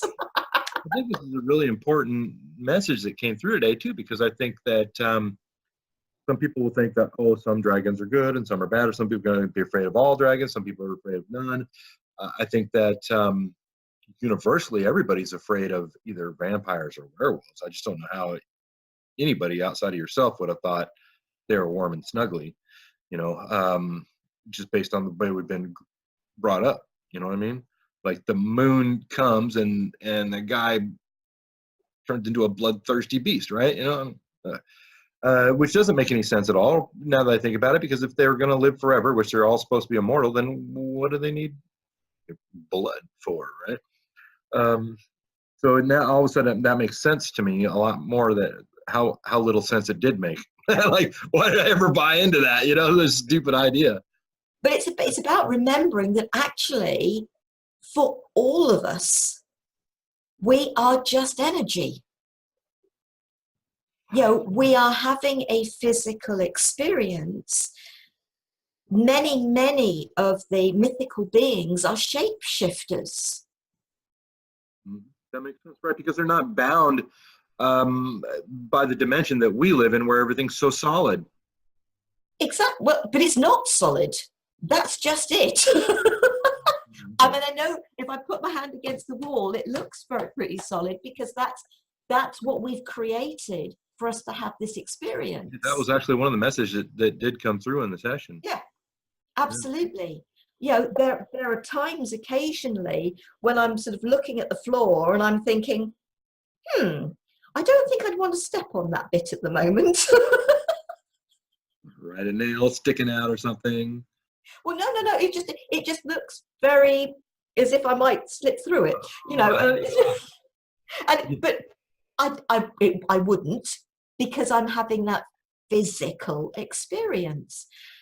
But with the mythical beings, they're gifts that have been given to us to support us. And fear, there's only going to be a negative energy if we bring in a negative energy. I feel I could manifest a bad werewolf or a bad dragon if that's who I was and where I was at. I'm not saying you couldn't. I'm Right. really not. Because if you are, for want of a better way of putting it, hell-bent on creating a negative experience, then that is what you are going to have. Right. And also, I look at the based on talking to you, I just want to bounce this off you, but I talk to one of my friends a lot, and I say the difference between, let's say, third density and like 10th density, right? Is basically the illusion of solidity and how fast things can manifest. So in this reality, if I want to manifest and I look at a hill and it's got some trees, I think that would be a really nice log cabin. And I got to walk up there and I got to cut all the trees down and I'll let them side drive. Boom, now there's a log cabin, right? And it takes a certain amount of elbow grease in thinking. Whereas if I'm up on the 10th dimension, it's just like kind of a cloudy area, and I think I want a recliner chair, and there's a recliner chair, right? Like that's how I think of the difference. Is that's what makes one dimension different than another in my mind. I think if you're in your energy body, why do you need a recliner? Right. I'm just saying, like how long things take to manifest, right? Is to me the difference of how I look at. I just love it because I think it's just a matter of it's human thinking. What we are doing is putting our limitations Right. onto others. And if we can't do something and somebody turns around and says, oh, I'm going to do this, and we're going to turn around to them and say, no, you can't. And there are so many things out there, aren't there? Don't let anybody else's negative, energies prevent you from doing what it is you choose to do. You will only not be able to do it if you listen to others. I want to make sure we touch on a couple things here too. They came across. They were talking about the healing balls and as a way of healing the earth and releasing souls and things like this. And you have some information, and I'd just like for you to get that out and let people know where they can find that. Okay. What I will do is I will send you the links. To I've done two. Is that the one was a meditation to the mythical realm, and that was an amazing meditation that they gave me. And while in the mythical realm, we created healing balls, so to be offered up for Gaia, Mother Earth. Okay. And so I will send you that link, and then literally, I think it was it between Christmas and New Year, or just into the New Year, whatever it was. I did one on Gift of Healing TV as well, which was about healing balls. So I'll send you the links. For people then? I'll send you the links to both of those. I will actually write this down so I know what I'm sending you. I will also send you a link to one of the meditations, because I've done two, to connect with your guardian dragon. Oh, wonderful. So dragon. Yeah, go ahead and write those down. Healing ball plus mythical realm. Okay. And then the other thing is you had an ebook of some sort you were talking about earlier too. I want to is that Crystals with a Twist? Yeah. Can you send me the link to that where people can find that? Twist ebook. Now, what was the other thing? Oh yes. Now I mentioned the dragon in Australia. There were some dragons, and this is why I know about the elemental dragons. There were some dragons on Dartmoor, which is an area in Devon, in England, and I was listening to a piece of music being played by a gentleman called Seeker Deer, who's English but lives in New Zealand. He plays the didgeridoo and many other instruments. Oh, amazing. But he was playing a piece of music called Dartmoor Portal because he loves Dartmoor as well. And I spent a lot of time up on Dartmoor as a kid. I love Dartmoor. But that's where you first saw dragons, right? No. But this just happened to be an incident that I was witness to, where I was standing on top of a rock called Hey Tor while he was playing this piece of music. I just became aware that I was on this rock, and that suddenly there were a whole lot of little lights that appeared to be floating up from the earth. And I realized that what they were was souls being released. And after they'd been released, suddenly out of the earth burst this huge dragon. Right. And she has given me her name, and all the dragons that have given me their names, I apologize, guys, but I can't remember them all. But I've written a blog about that experience, because it wasn't just the earth dragon of Dartmoor that was released. That during that night, the water dragon of Dartmoor was also released, who'd been trapped.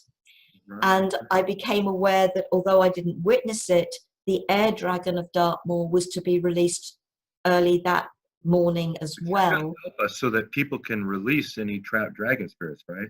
Well, this is why, to me, when the question was asked about the releasing of it, it's like music, because it was definitely, he created this piece called Dartmoor Portal, but it's to me it is sound energy. Now, sound can hurt and sound can heal, just like words. And you will feel the energies of music, of sound.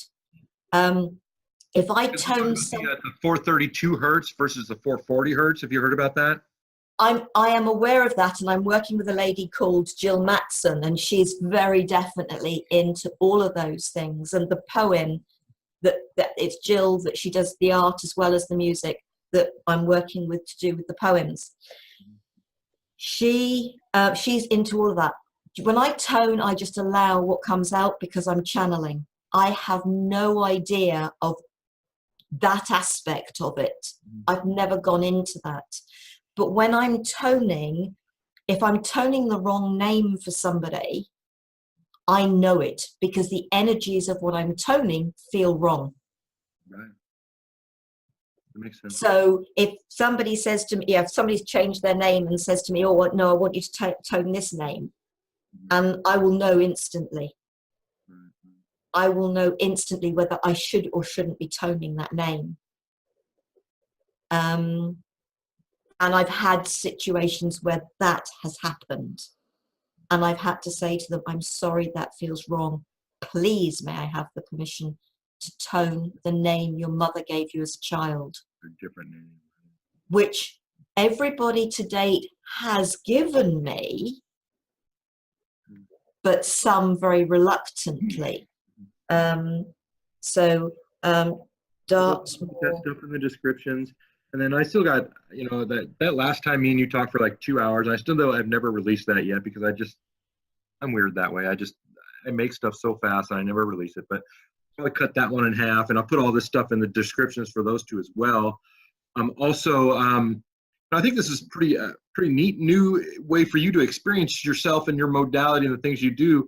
And I was really happy to be a part of that. And so that's why me and you met right now. Right, is to explore this new relationship that you have with this new dragon, and I'm going to help you with that, and we're going to, let people experience that as well in their way. So super cool.